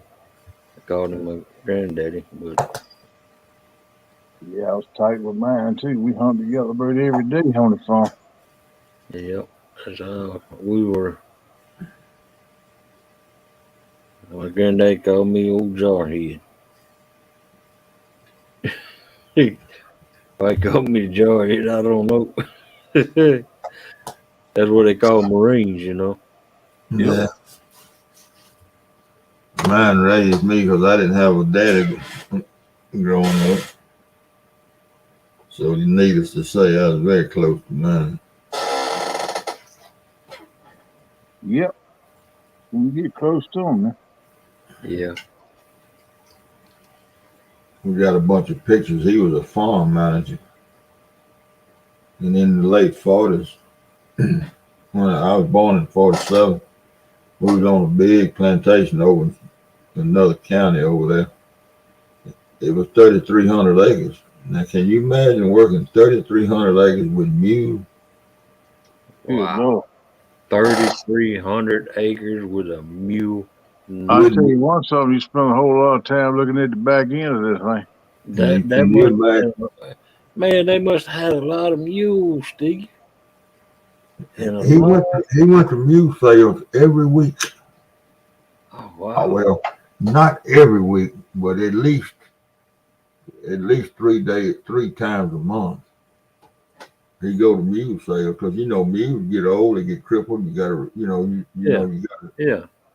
Especially working them like that with 30-some hundred acres. I don't remember how many mules that was on there because I was little. I mean, I remember the barn was there, and it was there for years and years and years. But it must have had 400 or 500 mules, I reckon. Yeah. Yeah. And And when you got that many mules, a certain amount of your land is taken up with food for the mule. Yeah. yeah. Yeah. But back then they had a lot of sharecroppers, right? Yeah, yeah. Yeah. But still, Yeah. But the, still, the way the 300 sharecroppers, acres. they still had to use your mule, Yeah. the company Yeah. mule they called it, and then they Not worked counting all the plows and stuff had mules had to pull, you know. the equipment. Yeah, the equipment. Oh Lord, man, it just ain't no telling. But, well, I don't remember it all that much, but my granddaddy rode a horse. He didn't farm out of a pickup. Right. He went to the sales and all on pickups, in a pickup, or actually pulling a stock trailer. Yeah. But he did all the farming, 95% of it on a big old white horse. We rode all over that plantation, all day, every day, Yeah. until he gets so drunk he couldn't hardly stay on the horse. It's time to go to the house then. And I didn't even know he was drinking. But he didn't drink nothing but moonshine. Yep. Man's drink. I never saw him take a drink of seal whiskey in my whole life. What about wine? You drinking homemade wine? No, it was strictly moonshine, and I was always out of quart jar. All right now. And he had it all over the plantation. I bet he did. He had behind every tree and leaf on that in it. Yeah. And then when I was 12, 14 when he had to quit working. We had moved from that. They sold that farm, and we moved to another one. It wasn't but 1,100 acres. Still a big one. No, huh? Still is a big one. Yeah, it People was. knew he said it wasn't but 1,100. Well, I know how many mules was there. And see, you know what a hostler is? A what? Hostler, a hostler. That's what Hostler? they call 'em. The men that took care of the mules. Yeah. On that 1,100 acres, we had 2 hostlers. Now on that 3,300 acres, they had 5, Oh wow. and they wasn't what you call straw bosses, but they didn't ever leave the farm. Oh, 102, golly. Yeah. Yeah, that's well, you got good memories here, Billy, and that's what counts, man. Yeah, Billy, you consider him blessed though. He lived a good life. A lot of people don't even get nowhere close to that. That's exactly right. 102 is on up there. The Yeah. best way you can show him homage is live a life like he wants you to live in Right. respect to him. That's the best thing you can do. While we talking about the age of Steve, my great aunt had her birthday last Saturday. Had a birthday cooker before she was 104 years old. What? Phew, boy, you got some long time genes in your Hey, line. that thing jump up and run around like she about 35, 40 years old. I said, good Lord. I didn't make it. I was doing the lives, the competitions or whatever you call them. But Daddy was telling me about it. He said she just about as spry as she ever been. He said she said a little bit more than she had been, but he said she still jump up at a blink of an eye and take off across the yard walking like ain't nothing wrong with her, like she's 30 years old. You amazing lady. Right. Yeah, I learned how to drink moonshine from mine. Do you lift your pinky up? Sometimes, Yeah. maybe the first couple of shots. I was thinking more after you had 2 or 3, you probably raised it up. You gotta do it like this. You gotta be able to see it. See. Yeah. There you go. You got to stick that joker way up in the air. That's right. Then take your filter off of steel when you finish running and put it around your neck on a necklace so you have it for the next run. Welcome in, Jack. Sure. Hey, Yak. What's up, Yakky Yak? What you doing, bud?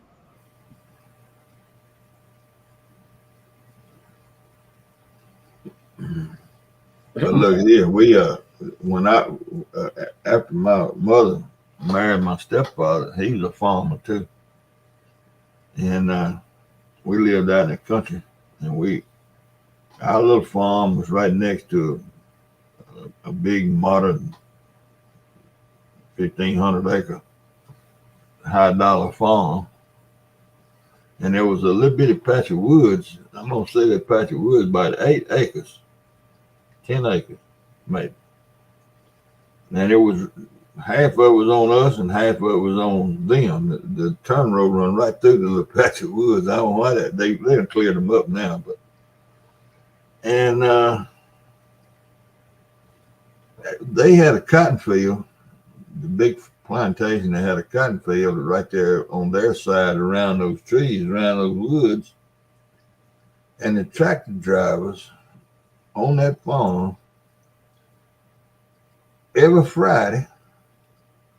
Not the hoe hands, not the men, the women, and the kids that chopped everywhere else, but the tractor drivers on Friday evening, every Friday evening, they would be chopping that field next to those woods, and look, I'd be over there driving a tractor, for years and years, and it never dawned on me.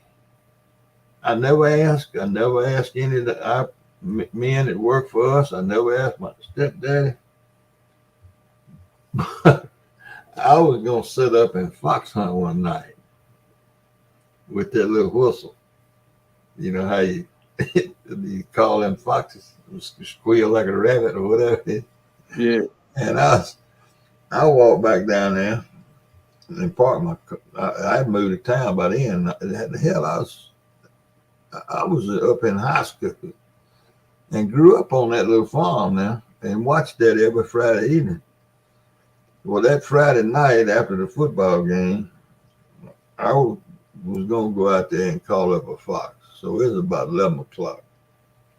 And I parked my car back down there, and the cotton was up tall, and all. It was been defrosted and everything, but it was still.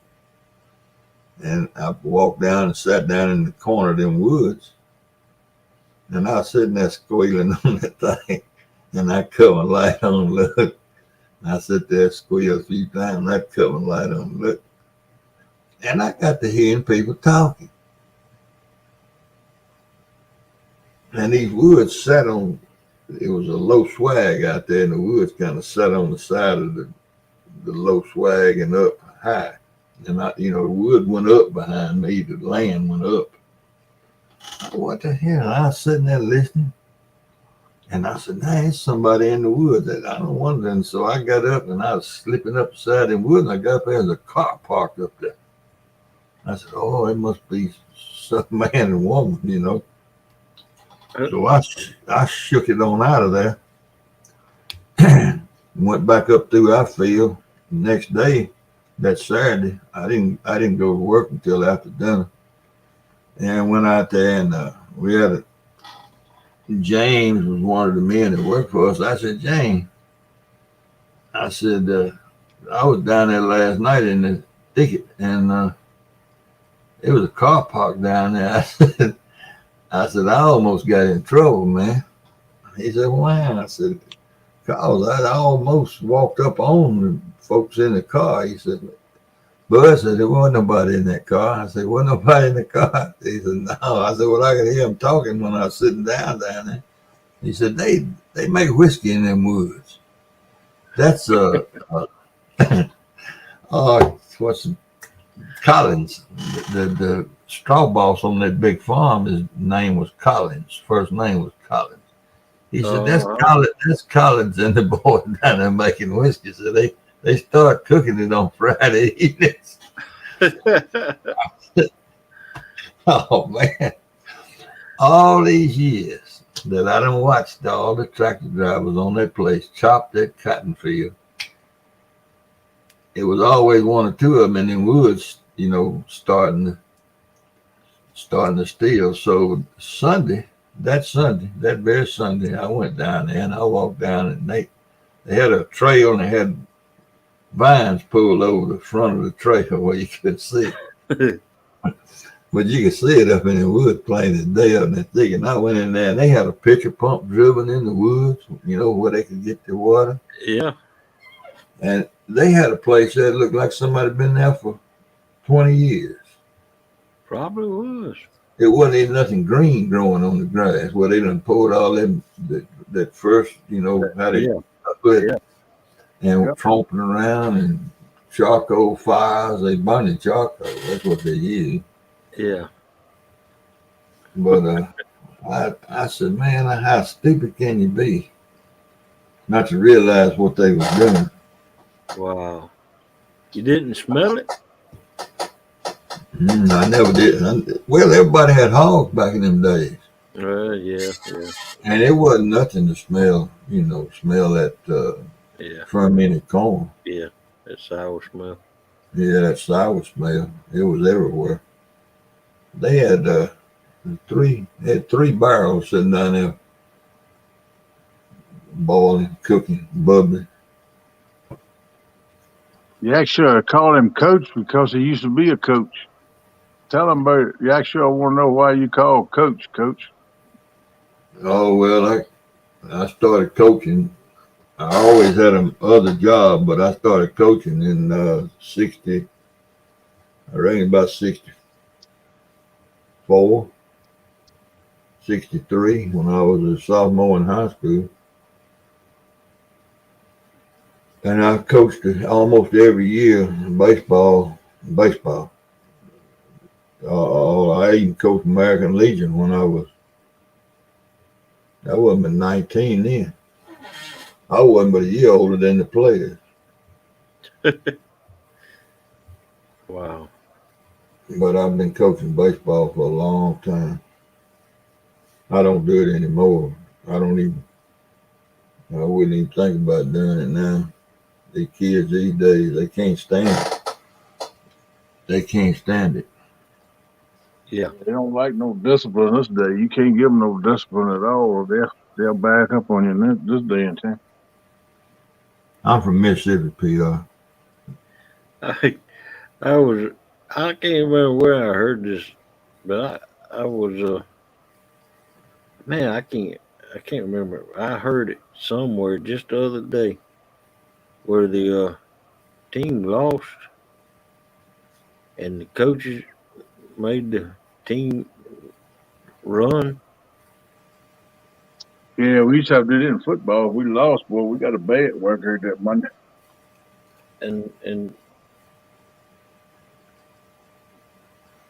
they were they would ask coaches, you coached us, why ain't you running?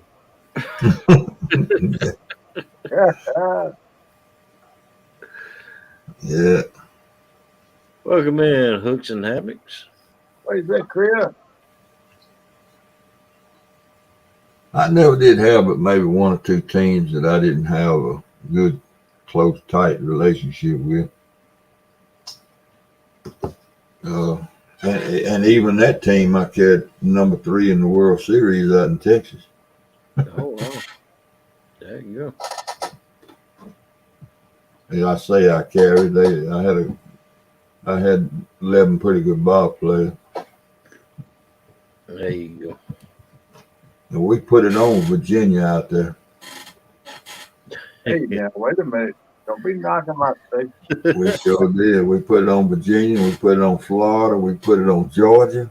Oh man, no. And a team. There was two teams from Texas in it, and both of them beat us. Oh man. One of them beat us by 1 run, and one of them beat us by 2 runs for the in the third in the semifinal.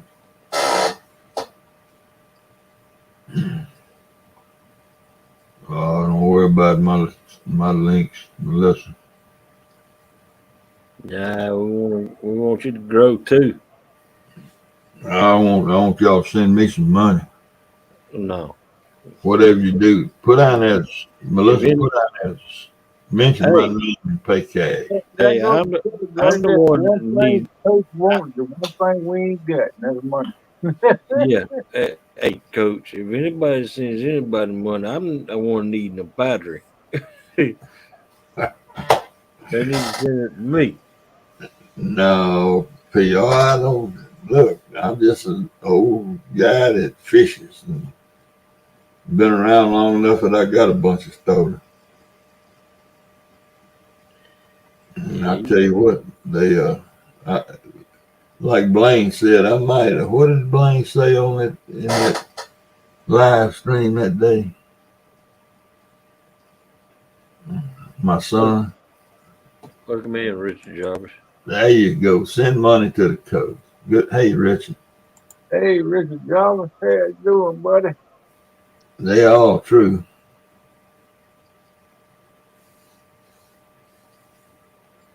Yeah. And a bunch of them are funnies on me, but some of them they're not good to tell in public. Maybe that's what you ought to do, Steve. Start telling stories on your YouTube channel.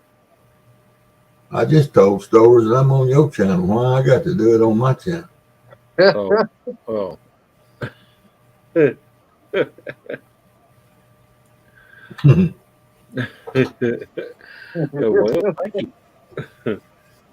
thank you. Thank you. Yeah, I love listening to Coach tell stories. Heck yeah, I do too. Heck yeah. There you go, Melissa.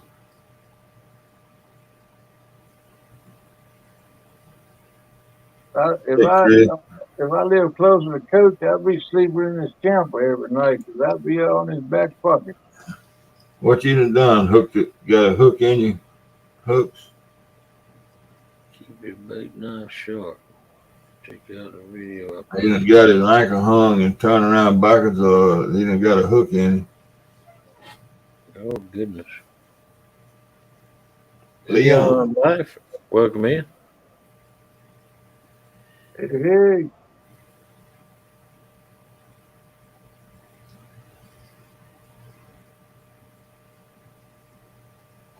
Let me see.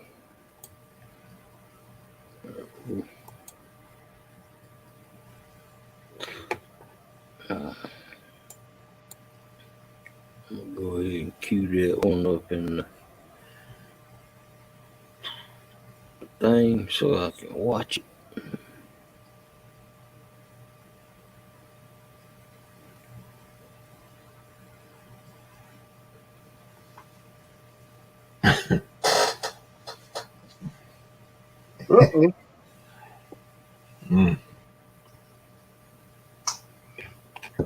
how big did I tell y'all the story about the Castro invading the Gulf Coast at Gulfport, Mississippi?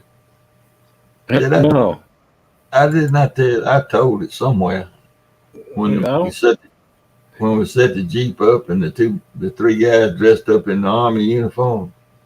No, you never told me. I ain't never heard that one, Steve.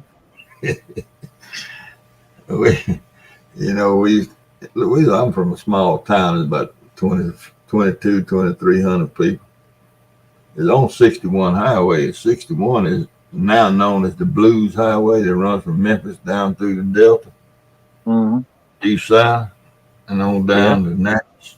They call it the Blues Highway now, but 61 was the main street of my hometown. And we was all sitting around one night and we was talking about Castro, and we had the embargo, had the ships fixing to blockade Cuba. Y'all remember that? Were y'all around when that happened? I remember that. When Kennedy Thank you, was the Star president, Water. Welcome in. I remember talking about it. and they put we sent all the Navy and everybody down there. They had the missiles. They had the Russian missiles in Cuba, and I was a little bitty boy when Kennedy got assassinated. yeah, Kennedy wanted them out of there. Well, I mean, everybody did. And so we were sitting up there talking about it. It was 10, 12 of us. And one of the guys said, we ought to get out here on the highway and flag folks down and tell them that Castro invaded the Gulf Coast. Ain't nobody going to believe that. And somebody said, well, if we put on army fatigues and combat boots and all that and dressed up and get some of them safety patrol helmets and that white cross thing belt you wear across your chest. And somebody said, well, I got one of them little gooseneck green flashlights. You know what I'm talking about? Yeah. I got one of them. Somebody said, well, we're going to have some guns. And so I said, well, I got a 30-30. And they said, well, what about a Jeep? And we had a boy that had cerebral palsy there in town, and his family had a man that took care of him, a young man, and drove him around. They rode around that Jeep all the time. So listen, man, you ain't gonna believe this. But so I know nobody's gonna believe it, but this is the truth. I mean, it's just fact. So 3 or 4 of us went around to the man's house where the Jeep was, and they needed a key where they didn't leave a key in it. So we put the Jeep in neutral, and we pushed that Jeep all the way up to the highway. It was about 3 or 4 blocks there in town. We just pushed it. That little old bitty army Jeep had the star on the side of it and everything. Yeah, a Willis. And 3 of them went and got them dressed up when we all had the army surplus. That's what we hunted in, the jackets and the pants, Yeah. Everybody had all that. Right. So 3 of them dressed up with the army clothes and boots, had the thing bloused out on the bottom, because we done seen some pictures, And one of us somebody had a brother that was in the military, and we saw how he did his pants, and had 3 30-30 rifles. No, 2 30-30 rifles. Didn't have no M1s, but had 2 30-30. Right. And this old boy, the ringleader, he was pretty ad-lib. I mean, he was pretty good at that kind of stuff. Yeah, he could stand there, and he'd rather climb a pole and tell the truth. And I mean, he could lie. I mean, he just was as good a liar as he ever was.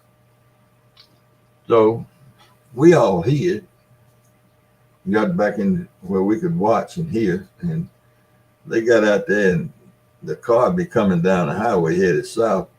And I ain't gonna call the boy's name, but anyway, 2 of them stand there at attention with them 30-30s on the shoulder on the side of the highway. And this other one with that gooseneck flashlight, he get out there on the highway and he's flagging them down. And they stop. And he go over there to the window and he keeps the light in there. And he said, y'all got to turn around and go back north to Clarksdale.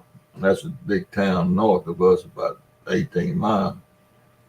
Said it'll be a outpost there that'll show y'all where the bivouac is. And they said, well, what's wrong, sir? He said, Castro had landed troops in Gulfport, which is about 200 miles south on the Gulf Coast, And everybody knew about the blockade. And man, them cars would turn around. They say Clarksdale. I said, yeah, and it'll be another outpost up there. We're just getting set up. And them cars that turn around, they getting it back up 61 highway, man. We stopped about 5 or 6 cars, and all of them turned.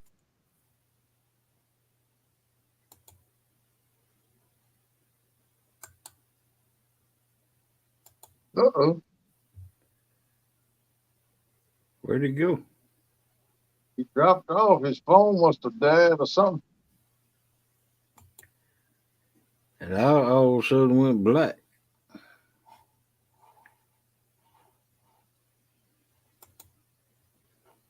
I don't know. I can see you and I can see my icon up there, Steve. But Steve Right. dropped off. I don't see him. Just getting to the interesting part. Yeah. Yeah, you won't know. I've all of a sudden my screen turned black. Hmm.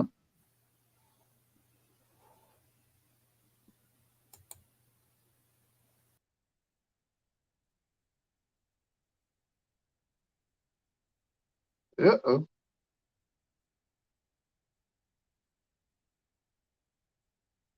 Hitler.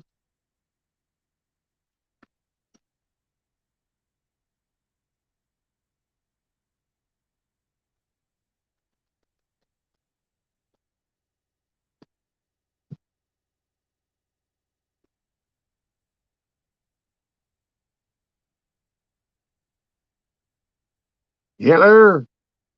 Anybody out there? Can you hear me? Hello, hello, hello, hello. Can you hear me? Hear me, hear me, hear me. I'm a trying. Yeah. What's happening? I don't know. It must be another one of them things. Okay. Must be another one of them things where the internet went crazy. I think Steve's phone might have died or something on him. I don't know if he had it plugged up or not. That's what it looked like. He just felt like he flipped a light switch. Of course, that could be phone dying or internet. Could be a bunch of different things too. I've seen it happen to me before, so I don't know. But hey, we trying. Hoglade said he is restarting his PUDA. Okay, that's cool. I got his back, listen. We're going to stay up here. I run my mouth saying something, you know. I talk to myself all the time anyway, so ain't no problem with me running my mouth. Yeah, NJ, I'm good at doing that, but hey, I like that thing you sent me yesterday. I laughed at that. Boy, that was funny. And that cat's exactly right. Growing old ain't for the faint of heart or the weak. I can tell you that, brother. All you gotta do is keep on breathing, and you'll find out too. Yep. Yeah, Jay, I have that capability of scaring people off. Yeah, Chris, coach them broke the stream. Yeah, I don't know, Steve. You sitting there talking, you just getting to the interesting part. I done leaned up and was listening close. You went bloop. You was gone, but let me see. Let me see if I can drop a link or there in case you know there's Steve in the basement down there. Hey, bud. Drop a link or there in case you know there's Steve in the basement down there. Can you hear me? Hey, bud. Yeah, man, we got you. In case you know there's Steve in the basement down there. Can you hear me? Yeah, you got another device open or something, don't you? Yeah, I got my phone where I could Okay. get in here. But anyway, this big electric 225 pulls up, had big old whoop antennas on the back of it. He walks out there, he flags it down, he stops and he tells him the story about bivouacking in Clarksdale. That's the only Army term we knew was bivouacking. We don't even know what that meant, but that's what was the words we used. That big old electric 225 turned around, and I'll never forget that sound. When he's headed back up that highway, he was sucking the leaves off the trees with that big 4-barrel in there. And we was laughing, man. We was dying laughing because that guy was getting it, boy. That big old whoop antenna was bowed to the back. He was putting it to the floor. We said, man, he's scared to death. Well, we sat there a few minutes, and we looked up, and here come the night marshal from the south. He's coming up the highway from the city hall, and that Lexus 225 was right behind him. it was the deputy sheriff. The deputy sheriff was in his personal car. He'd have been to a concert in Memphis and was coming back home. And that's who was in the 225. So, of course, we was all hid. The three that were standing out there in them army uniforms. They got in all kinds of hot water, boy. The next day, I guess it would have been it was a Monday. The Monday, they had a meeting at one of the boys' daddy's office over there. There's a hardware store right across the street. And we was all in that hardware store watching to see what was going to happen, you know. And Mr. Gordon that owned the hardware store, he didn't know what was going on. About 12, 13 boys walked up in his store, you know. But them boys had to work in town. And look, two of them was from big families now. I'm talking about big money family. They had to sweep the streets with brooms every day after school for, I think it was a week. And one of them be on one side of the street and one of them be on the other side of the street with pushing them brooms, and the other one had a scoop and a wheelbarrow. Man, but they didn't tell on nobody. Hey, Tony Harrison. They didn't tell on who else was involved, so we got out of it all right. But we done stole that man's Jeep. Sound like y'all was into some mischievous stuff as younger. Always, man. We always had something going. Didn't nobody ever get hurt doing none of the stuff we did, but we just did it for fun, have a good laugh. That's all it was, you know. That's right. Nothing wrong with that, buddy. But that boy telling them people that they bivouacking in Clarksdale. And that really fired him up when he said bivouac. That sounded, he could say it just like a sergeant would say it, you know. Big old deep boy. I heard it. Yeah, had all them people. I bet when they went back up out of that town, they was looking for that first one. Yeah, you know, we was sitting there saying, you know, when they get to Clarksdale, they're gonna be looking for another outpost. we didn't really know what to call it, so we called it an outpost. We got all that, you know, made up before they started stopping cars. Yeah. I bet they're about driving all around town. What are you talking about? You know what posts around here know what I see. Yeah, well, we figured the first thing they did was stop at the first payphone they could find and call down wherever they was going and tell them they better come on to Clarksdale. Oh, man. Hey, you trying to come in? I was trying to bring you in and knock you out, then the ball. Yeah. Man, I don't know. I heard the thing beep. I heard the thing beep. It's just a glitch. I tell you, man, the internet's funny nowadays. I don't know what happened. Last week or two is crazy. It's pretty, everybody had some troubles with internet connection some kind of way in the last week or two.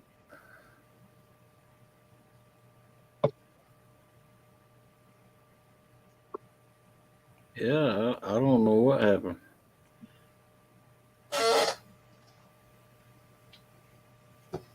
A dog by no, but it looks like everything's all right now. Now, I missed the tell of the story. But that's okay. Y'all got to, you got to remember that in Mississippi, they didn't legalize whiskey until 1965. Yep. I was a senior in high school in 1965. And before that, when I was 10 years old, you could ride up to the window at the bootlegger and had a little trap door there. And as long as you get the money up on that tray, they shove that whiskey out there to you. You ride up there on a bicycle and get it. And it was, now I didn't do it. I mean, I was with the group. I was always with the group. But I didn't fool with it. I didn't drink it. I don't know, I was scared of it. I didn't want to get in trouble. I don't know why, but I didn't do it. But I was always around them, with them when they done it. And you get a kid with 2 or 3 shots of whiskey in him, he allowed to do just about anything. Yeah, all right. Give me a You and our adults in our town were always into that mess. They was always doing stuff, and we learned all that from them, watching what they did and hearing what they did and being around them and them service stations playing pinball machines and all that mess, Yeah. Yeah, we had one that Mr. Wilkinson, when he came back in World War II, he bought an Army surplus Super Cub with the stars on the wings and everything. And he didn't no more know how to fly an airplane than I know how to build a jet engine. And he carried somebody to Memphis, and they flew it and landed it on 61 Highway and parked it over by his service station. Welcome in, Dallas. What's up, Dallas? And JK would get out there, and I've seen him do this 100 times. He'd get out there and ride that airplane up that highway when there wasn't no traffic going and turn around and ride it back down the highway, and he kept doing it until he could get it off the ground a little bit, and he'd fly a little bit, and then he let it back down. He taught himself how to fly an airplane. Oh. And it was a bootlegger north of Shelby, about 10 miles, in a little town called Alligator. And he was kin to JK, and JK he liked to buy his whiskey from him and not there in town. And he fly that airplane up that highway just high enough to clear the trailer trucks. He'd take off on the highway, wait and fly around out there over the fields till there wasn't no traffic coming, land and pull up there and go up to the bootleggers and get his whiskey. That's right. And fly about 15, 20 feet off the highway and fly all the way back right down the top of the highway. Cars be going off, pulling off the road and everything. I bet some of them old truck drivers messed their britches when they seen that plane coming in. Well, back in them days, there wasn't that many trucks, not like it, you know what I'm talking about. It was still a bunch of them, but not like it is now. Not like it is now, right. And of course, they didn't run 70 either, back in them days. Yeah. But JK flew that airplane. I bet you he put 300 or 400 hours on that airplane. He didn't have no sign of a flying license or no lessons or nothing. Wow. He had a 2-story service station. And the men gambled up there in the top of that service station every weekend. And my stepdaddy was a world-class poker player. He loved it, and he was good at it. She dies too, but he loved playing poker. And I go up there with him, sit around and watch him play cards. And they sold beer down there too. And a lot of folks hung out and sat on the benches out front, Oh, yeah. Back in the day, that's where everybody went, hanging out. That's right. And it was right there on the highway where they could watch all the traffic and everything. JK, he didn't play cards, but he got a cut out of every pot up there. And either he was up there or he had someone up there cutting every pot, and he'd get $1 or $2 out of every pot. and it was a big pot of them. And he gave him a handful of damn $1 bills, and he waited till the wind was blowing real bad. he called $1 bills heel money. He really don't like this heel money. He said, I like them that got crooked letters on it. He's crazy as hell. He's drinking that whiskey too. And he'd get a handful of ones that heel money. And he'd go to that one and he said, hey, down there. And he'd throw that handful of $1 bills out that window in that wind. Oh, man. Oh, man. You talking about a scramble, boy. Because a dollar bill in the 50s was a lot of money. Yeah. He'd throw $20 out the window. Right. Cool. Just to watch the show. That's like 150 now. At least. Yeah. Yeah, really. Wow. Yeah, JK was something, man. They wrote books about him. Did they? He had a black funeral home there in town. And one of the buddies was bad to get drunk, and he passed out almost every time that he got into this bottle too big, and he got in the bottle pretty regular. And they was all ganged up cooking one night up there at that service station. And Buzz got drunk and passed out. But they loaded Buzz up, went around there, and my stepdaddy was with him now. That he carried me home. They carried me home. And they rented that black funeral home. And rented a casket. They didn't buy it. They talked the man into renting one. And they put Buzz in that casket. Bugs. Buzz, that was the man's name. Oh, Buzz. And they lit all the candles and set everything up, and they was all sitting around in that funeral parlor when Buzz come to. And he was laying in that casket with his arms crossed and everything, man. Had it covered up over. That man didn't drink for 2 years. It scared him so bad. He looked up at that casket and all his friends were sitting around, talking real low, like awake, Yeah. Oh, man. Can you imagine doing something like that today? Yeah. Yeah, right. But that's where we learned all that crap from, is fooling around with them folks. Yeah. There's a way to make it. We would shock you and keep you from drinking if you just wake up and realize you was dead. Yeah, all your friends are sitting around, Yeah. They sure Really? did. He quit drinking for 2 years. He ran a dry cleaners there in town. His wife ran it. He just hung around. Yep. But man, that dry cleaners, that thing got really good. I mean, everybody, he got to working, doing right. Wasn't messing up all the time. Yeah. But then he fell off the wagon. Wow.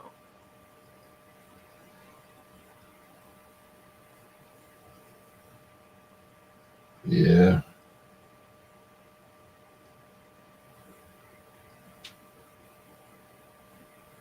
That's what I used to tell them boys when I was coaching them. I said, look, whatever y'all do, whatever y'all think y'all gonna do, and whatever y'all dream up you can do, I said, I've already done it and probably 3 times worse. So I don't want to get no phone calls from no folks about my baseball players. Wow. Y'all got plenty of time after you get my age to clown.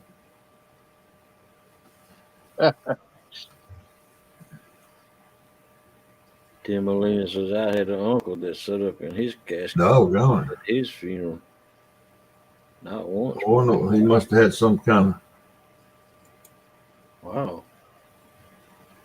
I've heard of that happen. Something they didn't do that.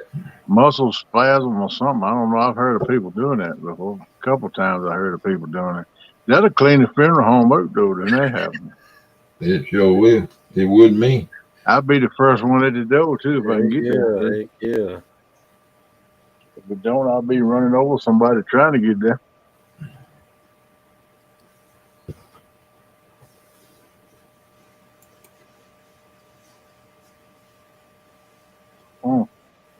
Yeah, there you go, Dallas. And you throw $1 in 55, 56, you throw one handful of $1 bills in the wind. It's a show. Heck yeah. At night. Welcome in, Hey, Ernie Ernie Brown. Brown. Hey, that was Ernie Brown, my brother. What's up, man?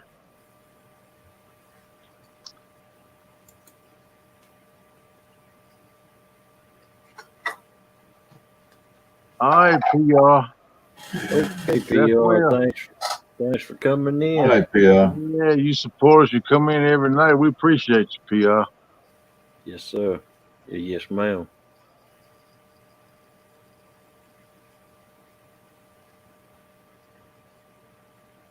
I think me and Melissa are gonna go bait fishing Friday. You better be going fishing between now and then when it ain't raining, so you can try to win this tournament. I'm gonna try to win it. I'm gonna win it. There you go, boss. Tell it like it is. Ain't Paul no got try. broad shoulders for a little man. He got broad shoulders. He tough. He gonna tote my old big butt. Well, I don't know about them bite fishing, but Creole probably gonna catch some big fish. Oh heck yeah. Yeah, I look for Creole to be one of the main ones we have to look out for, to be honest with you. And I think Parker will probably catch one or two. Yeah. The only thing we got the advantage ain't the Mississippi dropping, the water dropping in the It's Mississippi. gonna be rising up there where they are that day. I've already looked. That's gonna be tough on us then. I figured that was our little ace in the hole. The water be dropping and be low. It's gonna be rising up there. Okay, appreciate you bringing the bad news. I mean, thank you for letting me know that. Well, you asked, I just told you. No, I'm glad you did. At least I know what to expect now. Danny fished Sunday. I don't think he got a bite. No, he didn't. I watched him. Danny gets aggravated. Good place he's fishing in them rocks, though. That concrete revetment, that's 1950 stuff. Yeah. Boy, at night the snakes will come up out of them rocks, out of them concretes. They'll be everywhere. Yeah. Well, I was telling you about that knockoff compact. That's why I run mine all night, every night. I don't cut it off. I want to see them no shoulders coming at me. Well, I ain't never had the fun of that but one time. And man, when it got dark, I was sitting on the bank. This was years ago. And I didn't have nothing but a headlamp. No, man, those snakes come up out of the concrete and down the creek. And I started gathering up stuff. I'm sitting down there with tennis shoes and shorts on. Welcome in, Indiana Chris. And no, Ernie, don't make no bean cakes. You ain't supposed to have bean cakes.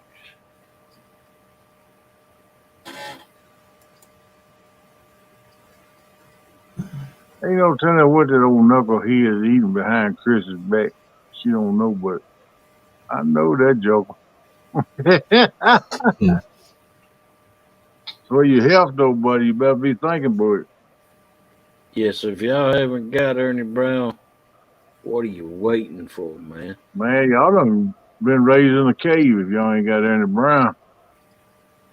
Yeah. Coach too, for that matter, Mr. Steve Adams right down the pound. He's a good man to check out too. Heck And yeah, boy, he got a wealth of knowledge.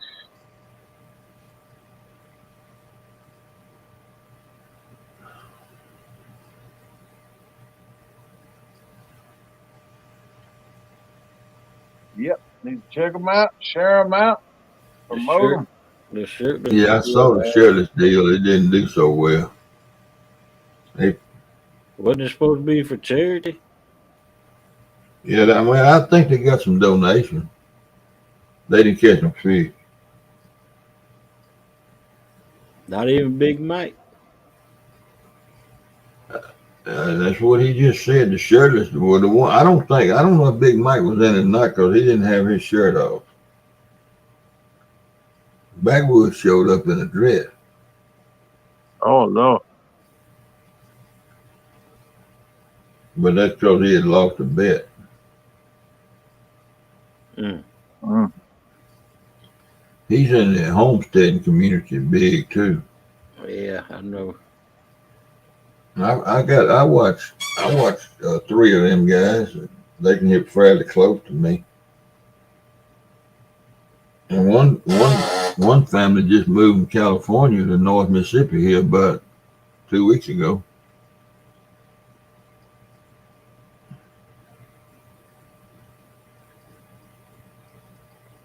But,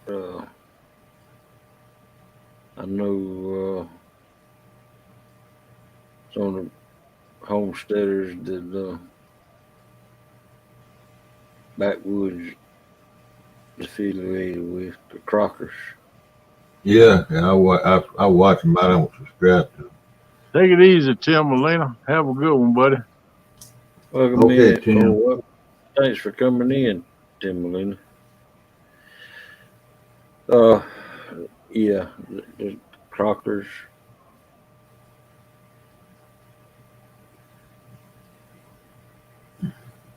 All But look at you talking about homestead. my brother. All that government land, Bureau of Land Management land, is that still a homesteading law? I don't know. I doubt it. You have to buy your land from somebody. Now there's a such thing as squatters' rights. Yeah, stay there so long or something, don't nobody claim it, then you can That's claim 7 it. years. That's 7 years. Yeah, they still doing that up in Alaska and stuff in some places. Yeah, they're still doing it in Georgia too. Oh yeah? Yeah. Yeah. How So close did I get to you and squat on a swamp land or something? Without well you now, getting caught. Well, now I had a good friend from Rosedale. We played ball against each other, and I spent a weekend with him one time when I was about 12, 13. And they had a family. They owned a farm, a small farm, but they had a family that they let put a camper on their farm so they have a place to park and live, you know. right. And at the end of that thing, that was when I was 12. Well, by the time I graduated from high school, no, I was in college. We both played football in junior college, and then we both went to the same 4-year school after that. And we was always close friends. And he was telling me that them folks claimed that little spot that they lived on, and that his daddy lost that property. Now that was in the '60s. That would have been in the late '60s. Oh wow. Now I don't know, but he didn't lose, but like a quarter of an acre. But that that family did something Yeah. and claimed that land. Well, I know my great aunt. Her name was I called her Aunt Mitty, but she was actually my daddy's aunt. She worked at Coach and Clark's textile, yarn textile in Albany, and she owned all of Pecan City. And the way she bought it was Pecan City. Every time a lot would come up on the auction block, Yeah, she'd go down there and buy it. Well, she ended up with all of Pecan City except for one little cutout spot. and that's where there was some black people living, and the farm that they worked on gave that house to them, Mm-hmm. and the land that the house was sitting on. Mm-hmm. Since she owned all of Pecan City, she tried to run them out, and she come to find out that she couldn't. And she got to allow them egress too. She Yeah, had look, you right. You don't never own your land. Don't pay your taxes and see what happens.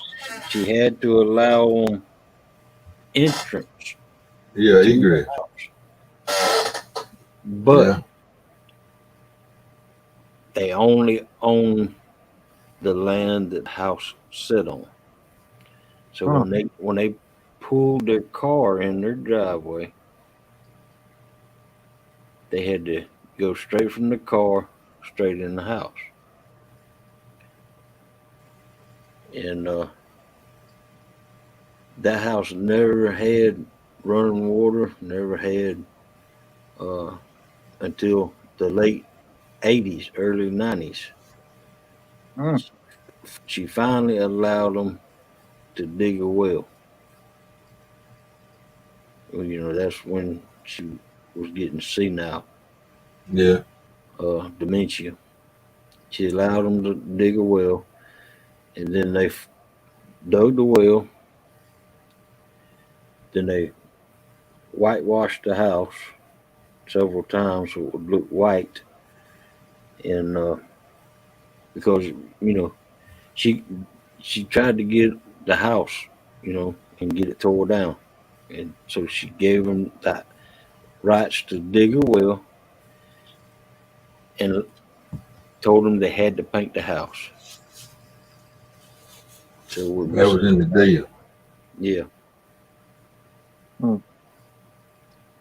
But now she's dead and gone, and uh, a guy named Tom Mercer now owns the Pecan City, and he owns all of it now because the black people sold the house and property to him.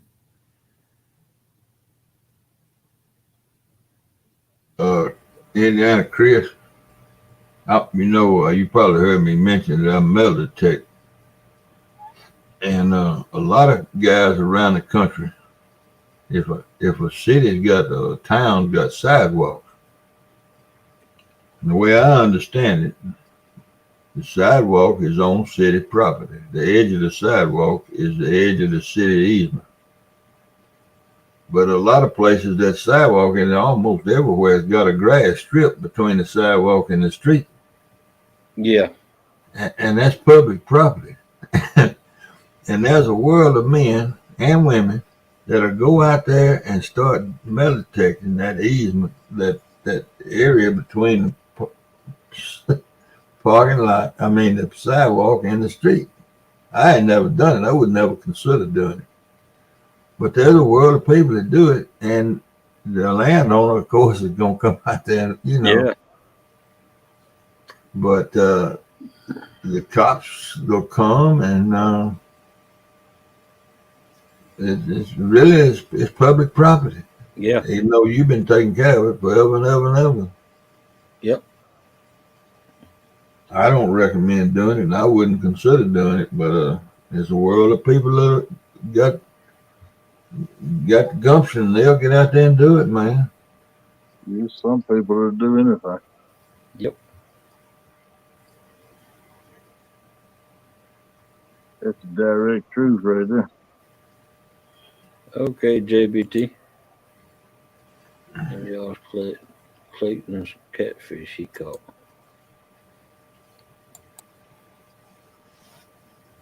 All right. Boy, I wish I could find out something about those signal boosters. Yeah, I like to have me one too, one of them router signal boosters. Hey, what is JBT? I got to ask you something. That signal booster you got that fits in the cradle, Can you live stream with it in that cradle?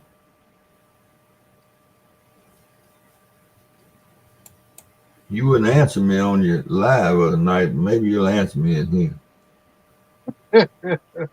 Hey, Charles.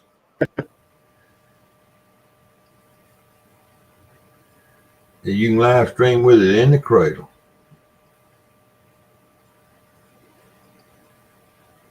What's up, Small Water? I know you was in here earlier, but I didn't get to holler at you. How you doing? Well, how do you put it on a tripod, JBT? You have a With good that day on the cradle water. around it, or can you put it in a tripod?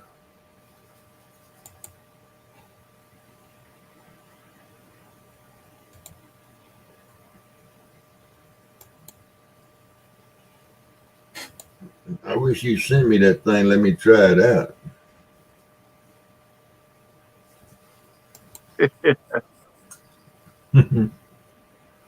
Oh yeah, it's a nice flathead. Yeah, it is. He didn't go from catching coons to catching catfish. Yeah, he sure caught that coon the other night. Yeah, he sure did. I ain't never seen nobody do that, though. They just blew me away. Especially if that fishing on the riverbank, then that joker just walked right up wild and he grabbed him. I think somebody turned that thing loose. I think that thing might have been a pet or something. Oh, I had rabies. If he had rabies, it'd probably sink deep in him. He won't drooling and foaming at the mouth or nothing. Yeah, it just depends on what stage it was. Well, that's true, too. That's the first thing came to my mind was that thing got sick. All right, Chris and Tally, y'all be careful now. I ain't never grabbed a coon like that. He wasn't squirming and trying to get me. Exactly right. Clawing and hissing and biting and carrying on. Heck yeah. That's what I'm talking about. This thing's crazy, man. Dallas Well, Mike's Fishing Home was showing a signal booster on Facebook. yeah, I see that. Yeah, that's I just don't know. You know, I've almost got enough signal to where I want to fish. I've almost got enough signal that it'll come and go. And I just can't help but believe the signal booster would lock them bars on in there where I could live stream. I thought about that. Small Water. I thought about that Monday. I was checking at a place where I knew it wasn't no signal that to go live. I went and checked it again anyway. I got one bar. I said, man, if I had one of them routers or a booster, I said, it might would boost it up to 2 or 3 bars. Then I could go live here. And that's the place I've been wanting to fish. Yeah, well, see the spot where I am. It's one. It'll go to 2 bars, and it might hold for 4 or 5 minutes, and then it drops back to 1. Yeah. And then in a minute or 2 to go back to 2. I just can't help but believe that thing that JBT got wouldn't work right there. Yeah, I've been wondering the same thing, but some of them heard that I got it like that. But I don't know anybody that got one. I just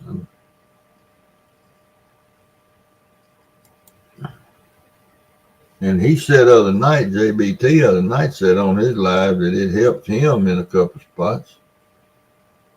Yeah, but Steve, aren't you you have good signal there at the top, right? Right up the hill, right up there. And I it's hard for me to guesstimate. I'm gonna say I'm 20 feet below the truck.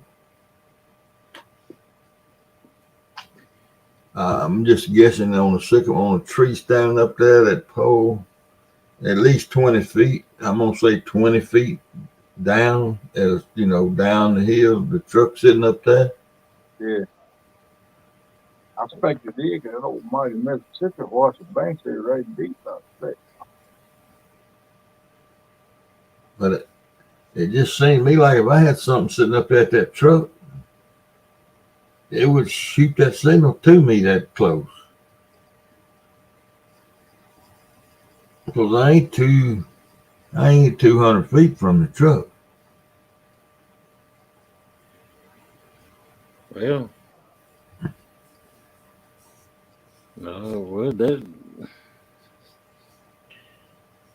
Seems to me like you'd have to have it down there where you're at. If you got Well, that's any, the thing. That cradle. Hey, JBT, I got to ask you a question. That cradle, is it hardwired to the antenna?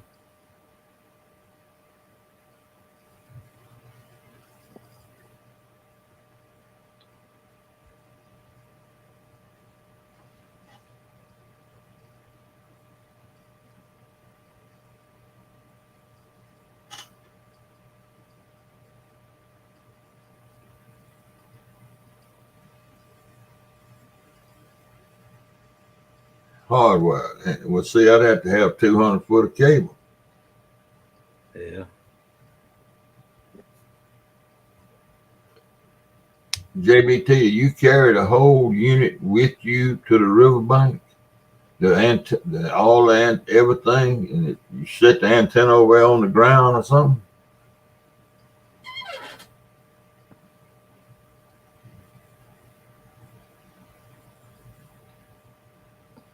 Now, I know it's got to have a receiving, it's got to have an antenna of some sort. And that the one antenna's in that cradle.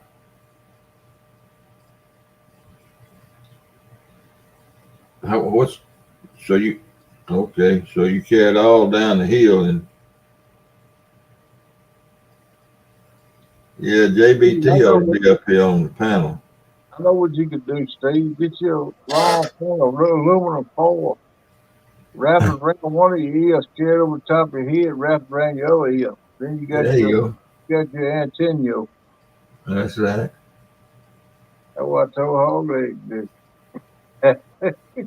Antenna and It's the cradle, the antenna, and the power adapter is cigarette lighter. I carry it. Well, see, I could run that off of my little battery. I run my light off of it. That wouldn't be no problem. All I gotta do is get a female cigarette lighter and put alligator clamps on it and clip it on there with the light. Because I guarantee you that booster don't pull much amperage. carry a car battery around. Yeah, but I got that little mighty might or whatever would run it. I'm sure. Yeah. Mighty Mac. Yeah. I guarantee you to run it and the light.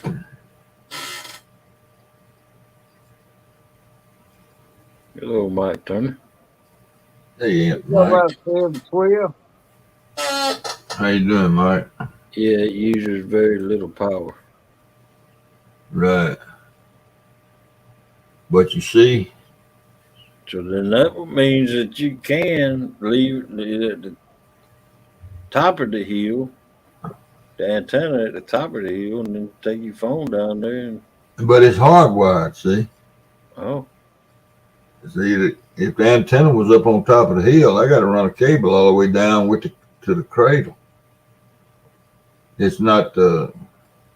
It's hardwired. It's got a coax between it. yeah. See, I was looking for something to sit up there on the truck that broadcasted from the truck. Maybe some wireless or something. Or something wireless, but apparently that ain't available.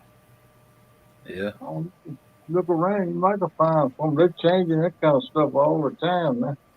Well, check this out, Kenneth. They make one that hikers use. Now, you know they ain't hiking toting no battery with them.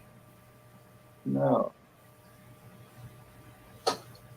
But the same ones that they list for hikers are the same ones he's talking about. The ones like it. They must have some kind of stuff to carry with them then. They do make those, Coach. Very expensive. It's $500. Yeah, well, I just ain't gonna pay for it. I can't pay for it. I pay $200, but I can't pay $500.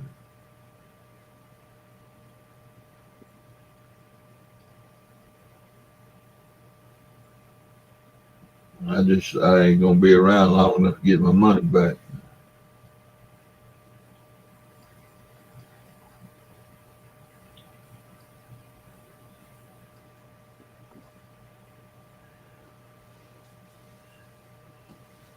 Now, how you know that?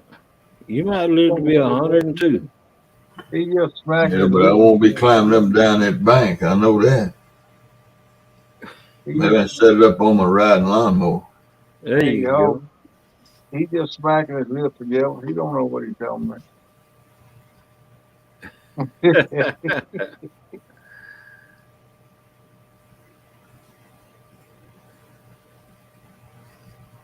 But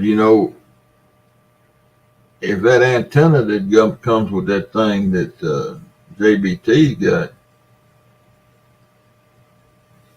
if that antenna's down under that hill where I am, I can't see where it might not work down there. It might not do no more than the antenna on my telephone. Yeah.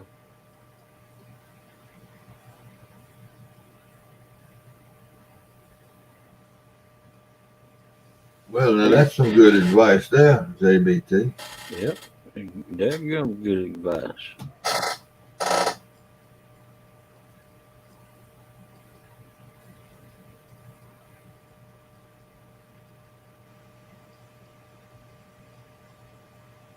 Okay, JBT. Did you buy it in the store or you ordered it through Walmart? I imagine you have to order it because I imagine some stores have got them, but all I of them, bet mine don't. yeah.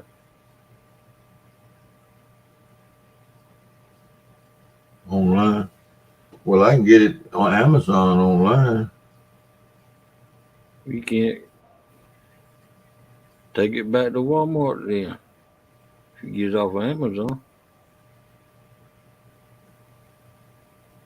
Yeah, well, that's true.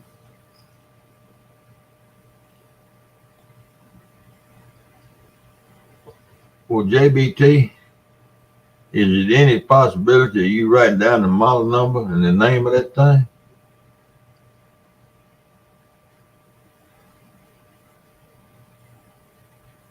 Because he said it did work for him in a couple of spots.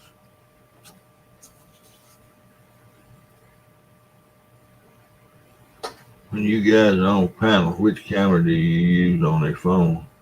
The I'm one, using mine's in the. I'm using the built-in camera in this computer.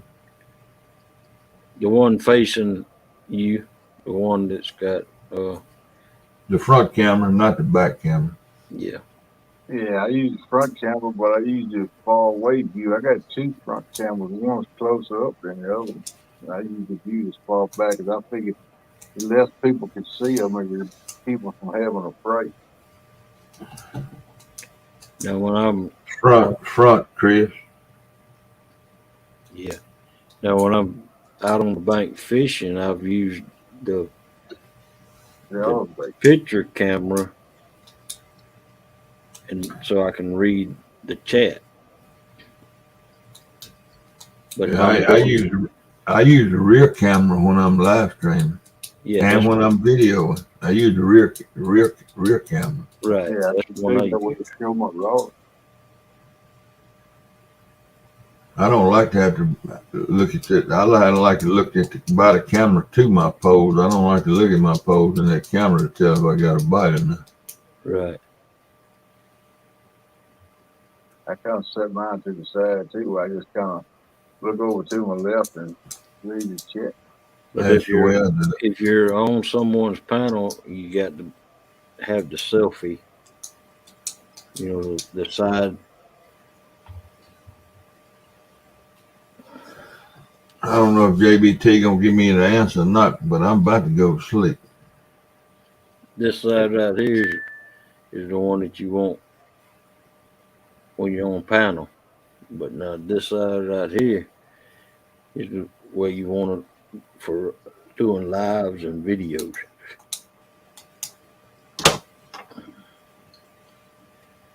And just make sure that you have your phone turned like this and not like this.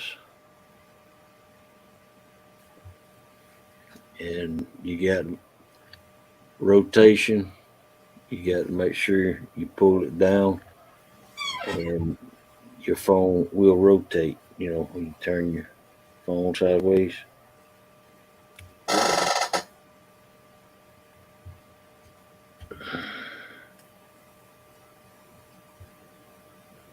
That way you look bigger than everybody that's looking at your stuff a little narrow, straight up and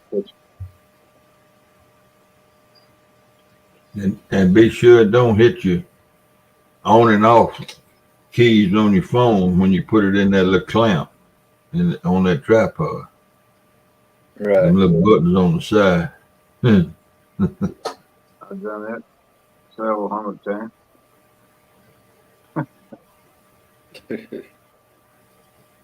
I find a lot of times before I come into the basement on live way with my own, it's better off to set it up in that tripod. If you don't, you keep yourself out every time. I do anyway. Yep. Hey, Bob. Oh man, broke back, Bob. EDB, what's up, buddy? BBB's in the house. We up in this homestead. What's up, man?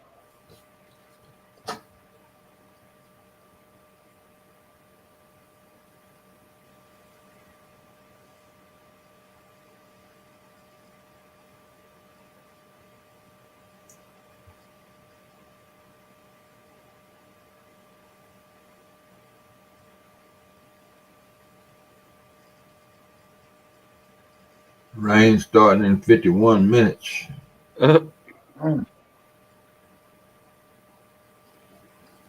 Hi, Johnny Small Pepper. We want to wish you a great day right back. All right, man. Yes, sir. Mr. Johnny, have a good one, bud. Thanks Thank for you for coming coming in. in, Mike. You have a good one. Try to have you, so I may get you some rest, bud.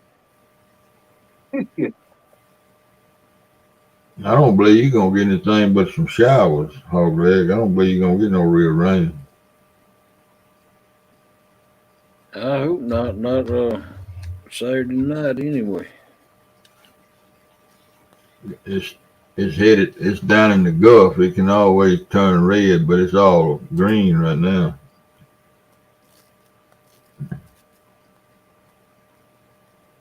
And it's breaking up when it hits the bank too. Saturday evening, scattered thunderstorms in the evening, partly cloudy skies overnight, low 72, winds light and variable, chance of rain 40% for Saturday.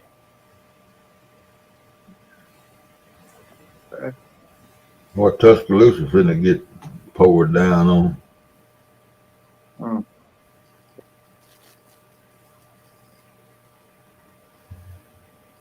South of me, all kind of south and east. But it was here for I don't know how long.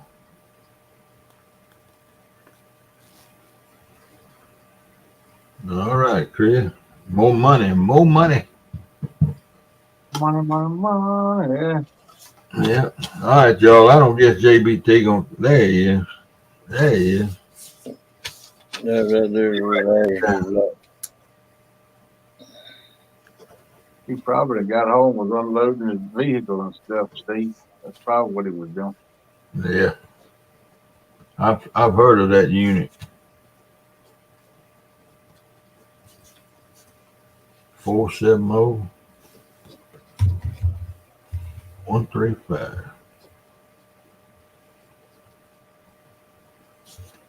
That might be my birthday present. There you go.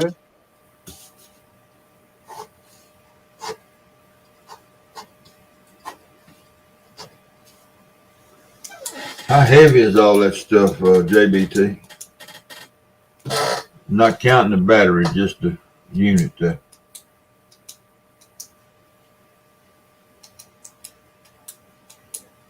Can't weigh much. I got plenty of room in my backpack for some more electronics.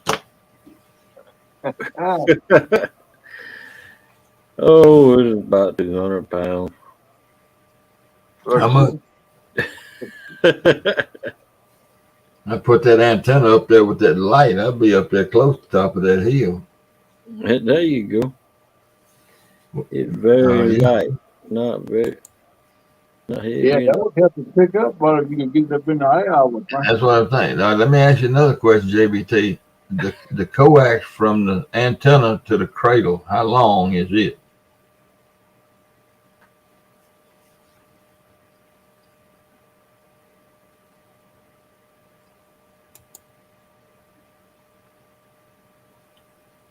I think about it. It'd be easy to put a little plastic clamp on the side of that pole to run that antenna up there. If I got enough wire. Yeah. I'm 20 feet. Oh, Lord. Okay. Well, I appreciate it. And you said it did help you in a couple of spots.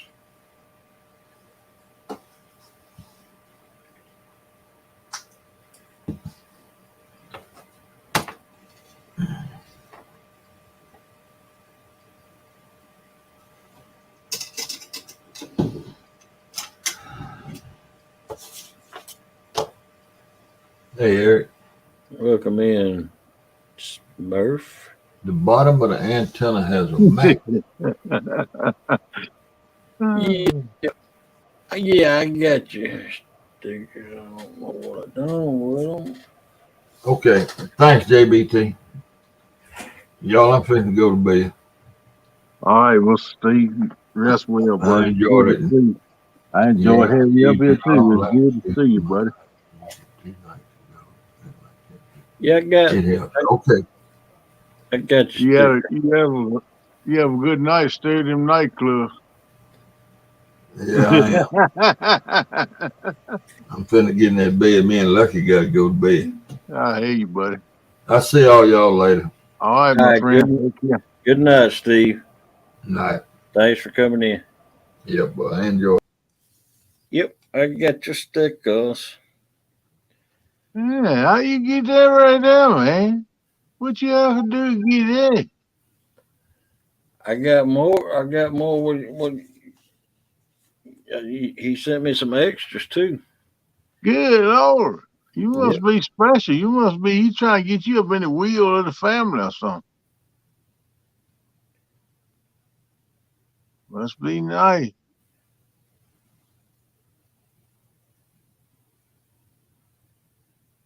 If you don't mind, I'm gonna start uh, putting one in my sticker packs and giving them away.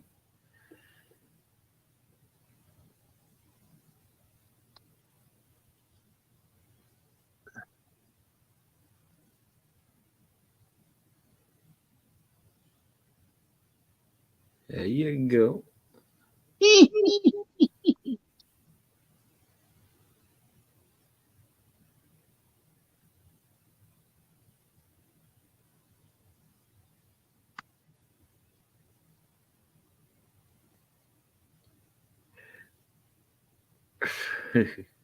Jump food duty.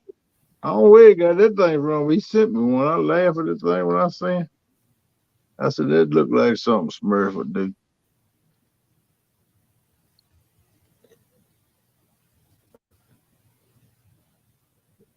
I had a bunch of them bread sitting with the weights, but I got it. Man, no, thank you, sir. Yes, sir. And this is one I hadn't had that I'm glad to see.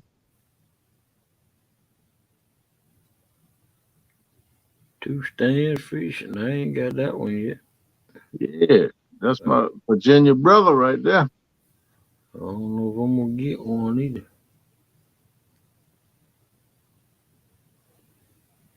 Yeah, I wish I had the Pop Tart sticker. Thank you there, Mr. Eric. Appreciate that, buddy. Ro.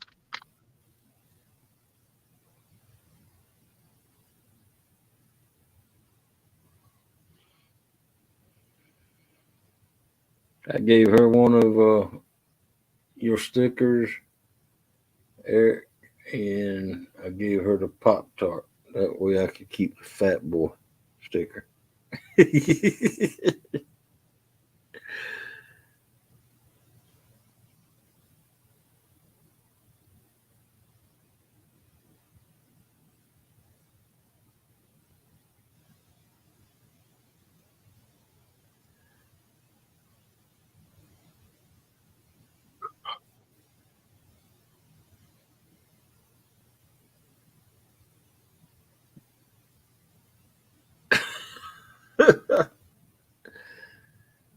Frosted brown sugar. Yep, I've had them before back in the day. I had to leave all that stuff alone. Tear my diabetes up, man. But I love me some Pop Tarts now. Like I said,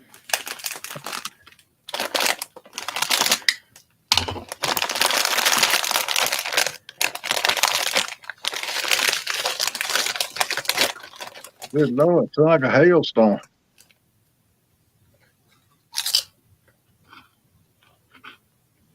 That sounds like old Jack eating corn.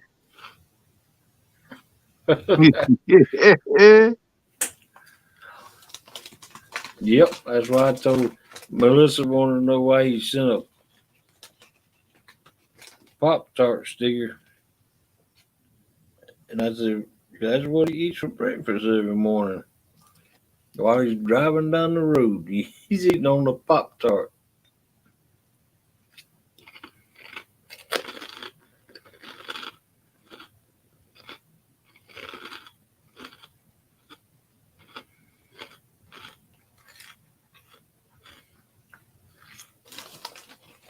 Yep, and things get addicting.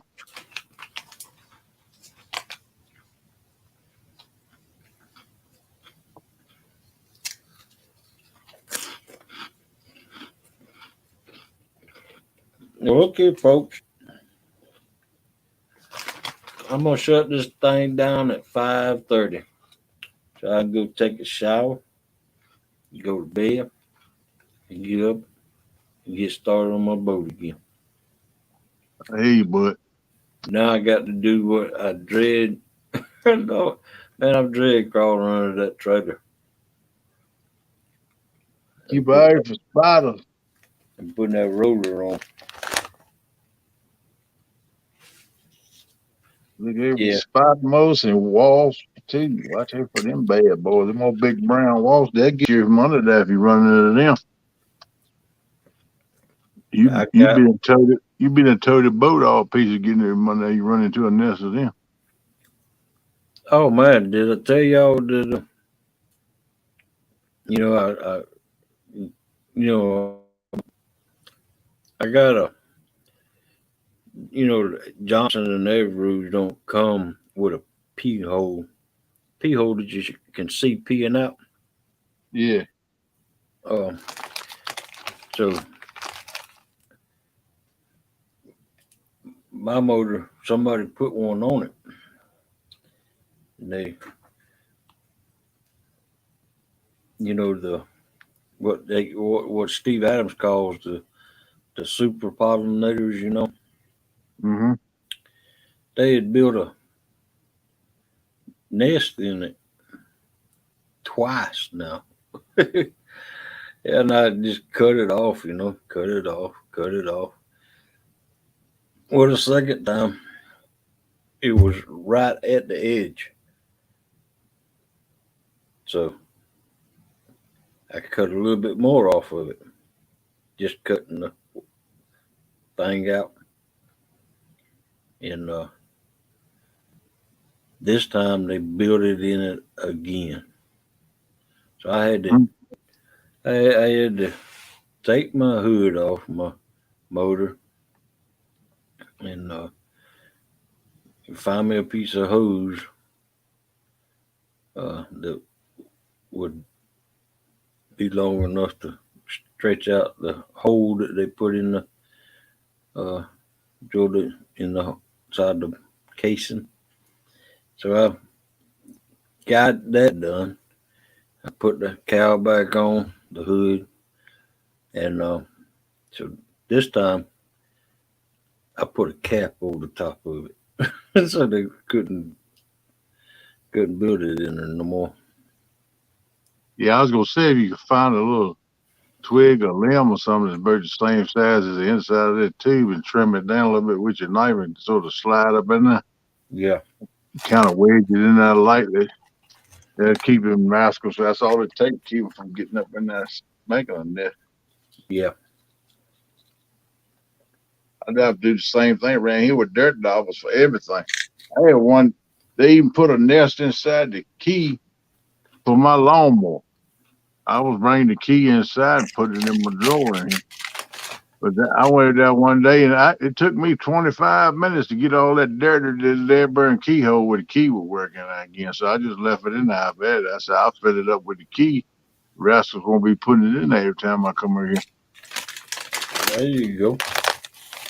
Wrap a piece of screen around it. Yeah, that'll work too. That'll work better because then I know I won't forget to take it off, and if I do, it'll go right through the screen. Yeah. Yep. Yeah, they done that. They had done that to my lawnmower key too. I had to break it up and then take their hose and blow it out. Yeah, I don't understand how a dirt dauber can get down inside that keyhole switch like that, down in there deep enough to put them eggs and babies and stuff down in there. But they do. That's the super pollinators. Yeah. But they super there. I wish I was that super. I probably could move around a whole lot, brother. Yeah, remember Steve Adams told us about the super pollinators? Yeah, I remember. He said they're the ones you want around. Yeah. Well, I had to break down and spray it again, so I got rid of all the super pollinators. Oh, they still are there a little bit farther away. You didn't spread. They still come back in there sooner or later. Yeah. But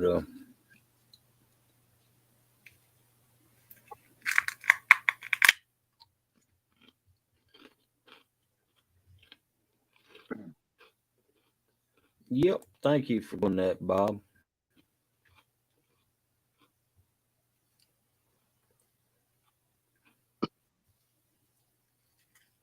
There you go.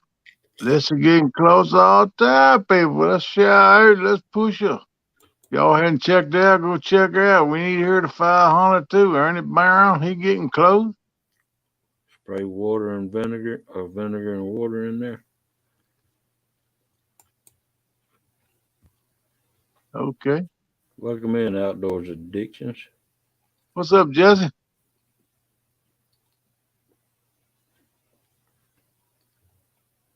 After nest removal, he said. Okay.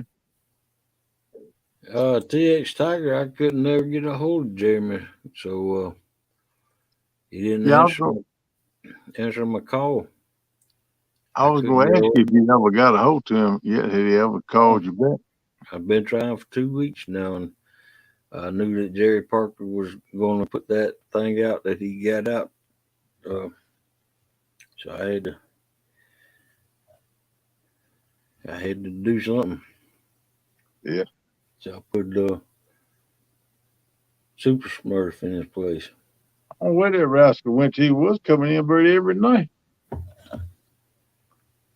Rustic says he talks to him. He just done ghosted us. I ain't Rustic working on getting him for them Friday night bite challenge. Yep. Crazy Hillbilly, we're sorry that your grandpa died. Yep. Feel sorry for you. I know how it is. He's in a better place, and thanks for coming in, Crazy Billy. Yeah, always glad to see you here, buddy. Take care. My thoughts and prayers with you and your family. Hey, old time bass chaser. I've been giving your stickers out in sticker packs. What's up, old timer?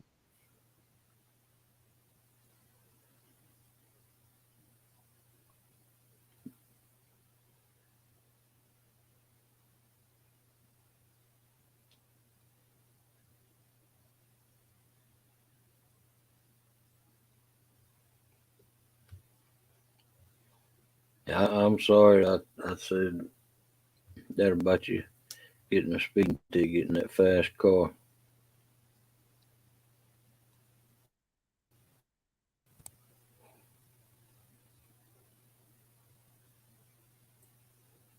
What's wrong, old timer? Say you just got here to the hospital. What happened, buddy?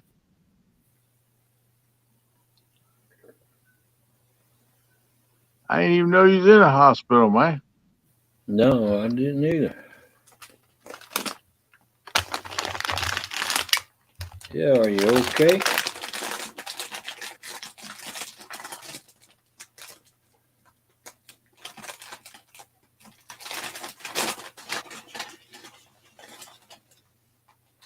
Yeah, I had to replace Jeremy and the Spanish stand.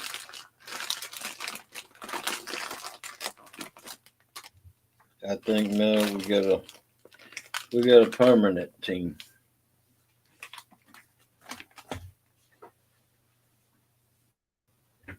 That's unusual that Jeremy do that. I don't understand. Yeah, he just ghosted me. Me too. I ain't heard or seen nothing new them. I think Stan must have offered him a regular supply. Rustic must have offered him a regular supply of skip pick. Yeah. So I hope he gets them. Welcome in, River Rat's Nightmare. Morning, guys. What are you doing now, Nightmare? You know that rat's Danny Stone, right? Yeah, I've heard of him, I think, somewhere along the line. I think he's pretty mad at me. Sugar was too high. Oh, man. That's who? Hayfield. Oh, man. Old times, they get you straight, bud. Hayfield and Sugar's too high. That ain't nothing to play with, neither one of them, bud. No, sure ain't. Still kicking. That's right, bud. I'm kicking too, just ain't as high as it used to be. Ain't quite as often either, but I'm still kicking. Getting old ain't for the weak. I said it all the time, and it's true.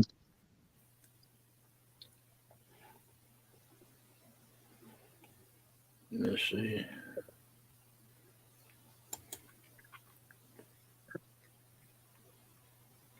I didn't know you didn't have a two stand sticker. I would have sent you one too, Hog Leg. I like to have one of them fat boy Eric stickers too. That was the last one I had. Oh, I figured you I could tell me. got it. I figured you was gonna tell me that. That's why I said it. I figured you would tell that's the last one I had. Yeah, that's the one I gave Curtis. Curtis put it in the envelope. Now I have Sugar with shots. Yeah, don't worry about it. I'm on them too. Instead of if you got them shots where you got to draw the vial and give them to you, see if they talk to your doctor, see if they put you on them EpiPens where you just dial it and screw the needle, a little short needle on the end. It just goes under the skin and put it in. It's a whole lot better to keep up with than that vial and all them needles and stuff. That EpiPen's the way to go. I love mine. Because I used to draw mine the old time way with the needles, give myself a needle.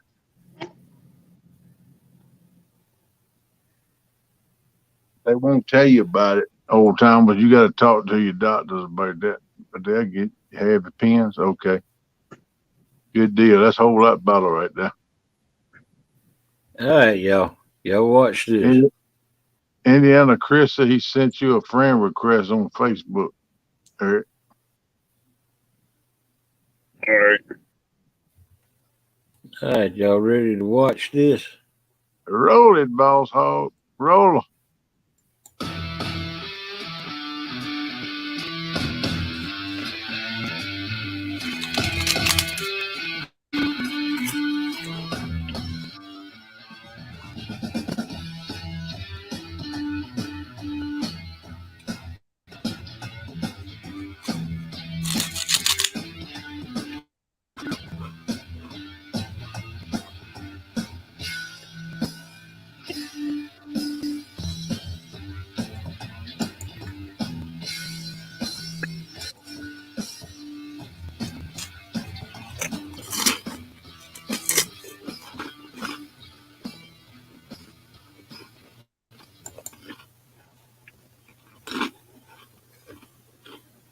Y'all want to see it again? Do y'all want to see it again?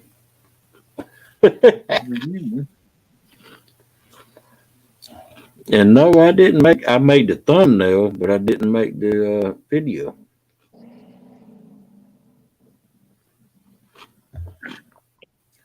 One of them river bits done.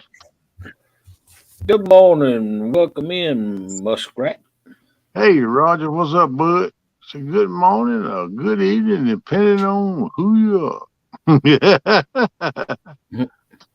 That's gonna be on Parker Pursuits channel, and Mark and Brian B's gonna host it. Yep. Good morning, Michael. I mean, MJ.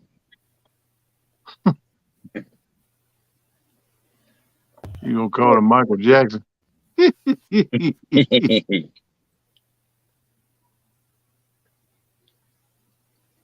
Well, Kenneth, when that defibrillator went off on my pacemaker, was an experience. I said, "This must be it." LOL. Hit me 5 times. Wow, Oh, man. wow. I'm glad they brought you back around, buddy, and got you straight. Heck You be yeah. careful. You be careful with us now. Don't be pushing yourself too much, knucklehead.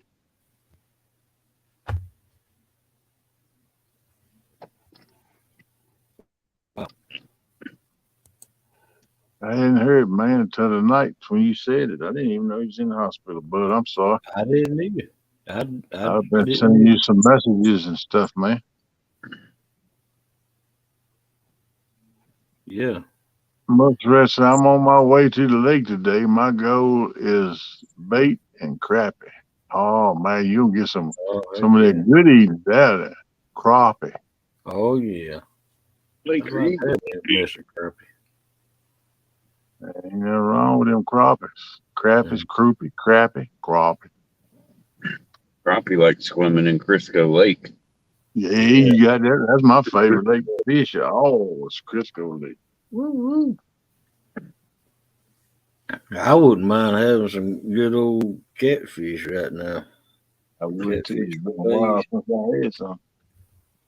Over in farm raised. I eat some farm raised catfish. This ain't the same. No, they sure ain't. Nope. I like that fresh caught right in the water. Chomping on Crisco Lake, be chomping on him. He's standing there doing, and Mark's sitting there doing like that. And no, don't eat me. He be tearing his tail up. Man, don't get no fresher than that, bud. Captain Morgan said I'll be watching from ship in tournament Saturday. Wow. You're gonna watch us from a ship. Oh, old timers. I hear you, bud. He said, guess I will get an autopilot kayak with trolling motor. I am not going to stop fishing. Go for it, bud. Welcome in, Dale. Hey, Slip. What's up, DH? My boy, what's up, man? Yeah, I hope you the best, old timers. Yeah, I do too, bud. Don't push yourself too much, though. You need to rest for a little bit. Get yourself back right, my man.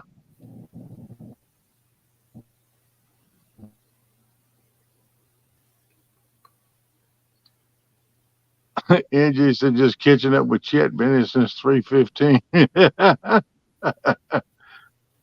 Wow. Never fell asleep, but wasn't paying attention. So that means you ain't gonna do much fishing today, NJ, are you?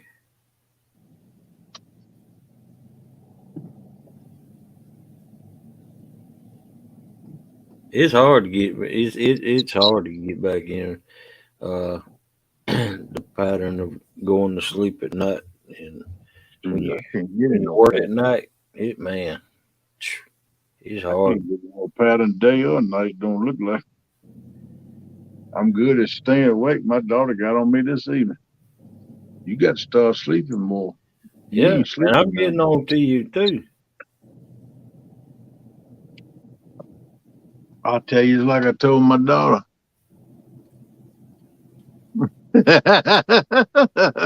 You're like a big old cow tongue sticking out there. Hey, I've been told that before too. That good Lord, boy, what a tongue. Come here, what you doing? Nah, Lord. No, seriously though, man. I don't know.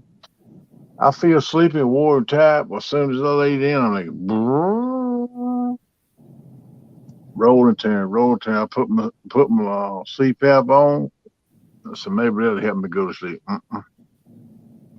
Roll turn, roll turns, and then it takes me sometimes a couple 3 hours just to settle down to go to sleep. So, like I said, I always here lately I've been had too much on my mind. I need to settle my brain down some if I can. Yeah. You can't lay down and sleep when you got ticker tape machine in your head. You just can't do it. I can't no way. I used to not have that problem. It seems like the older I get, the worse that problem gets. Man, I used to just want a place to lay down. I could lay down, I'd fall like a turn the light switch out and sleep like Sounds a like log. you need some melatonin. Well, that's what it said, but I'm afraid if I take it, no more hours than I have to sleep, I probably wouldn't ever wake up and make night show. They'd be like, you be up here saying, oh, what happened, KP? Said, he done ghosted me. He done got like Jeremy. He don't ever come around no more.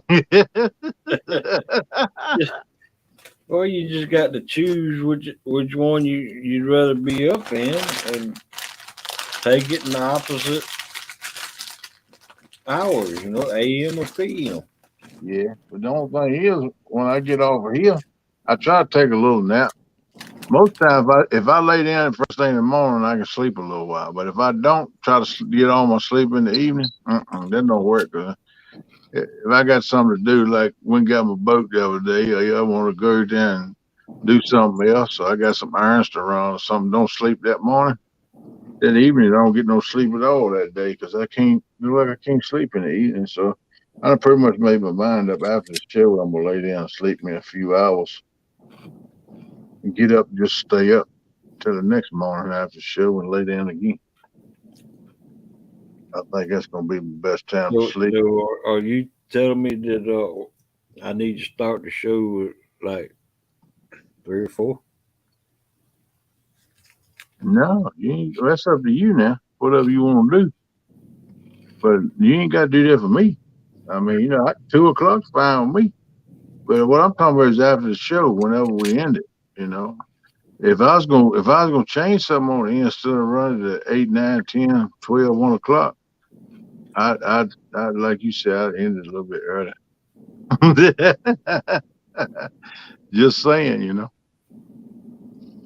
I think I'm gonna start. I say that every time though, when I don't do it. I say I'm gonna start in at around 5:30 or 6. No run no later than 7. But shoot, I don't think I end the other morning. What 10 o'clock or so? Might have been later than that. I don't remember when I ended.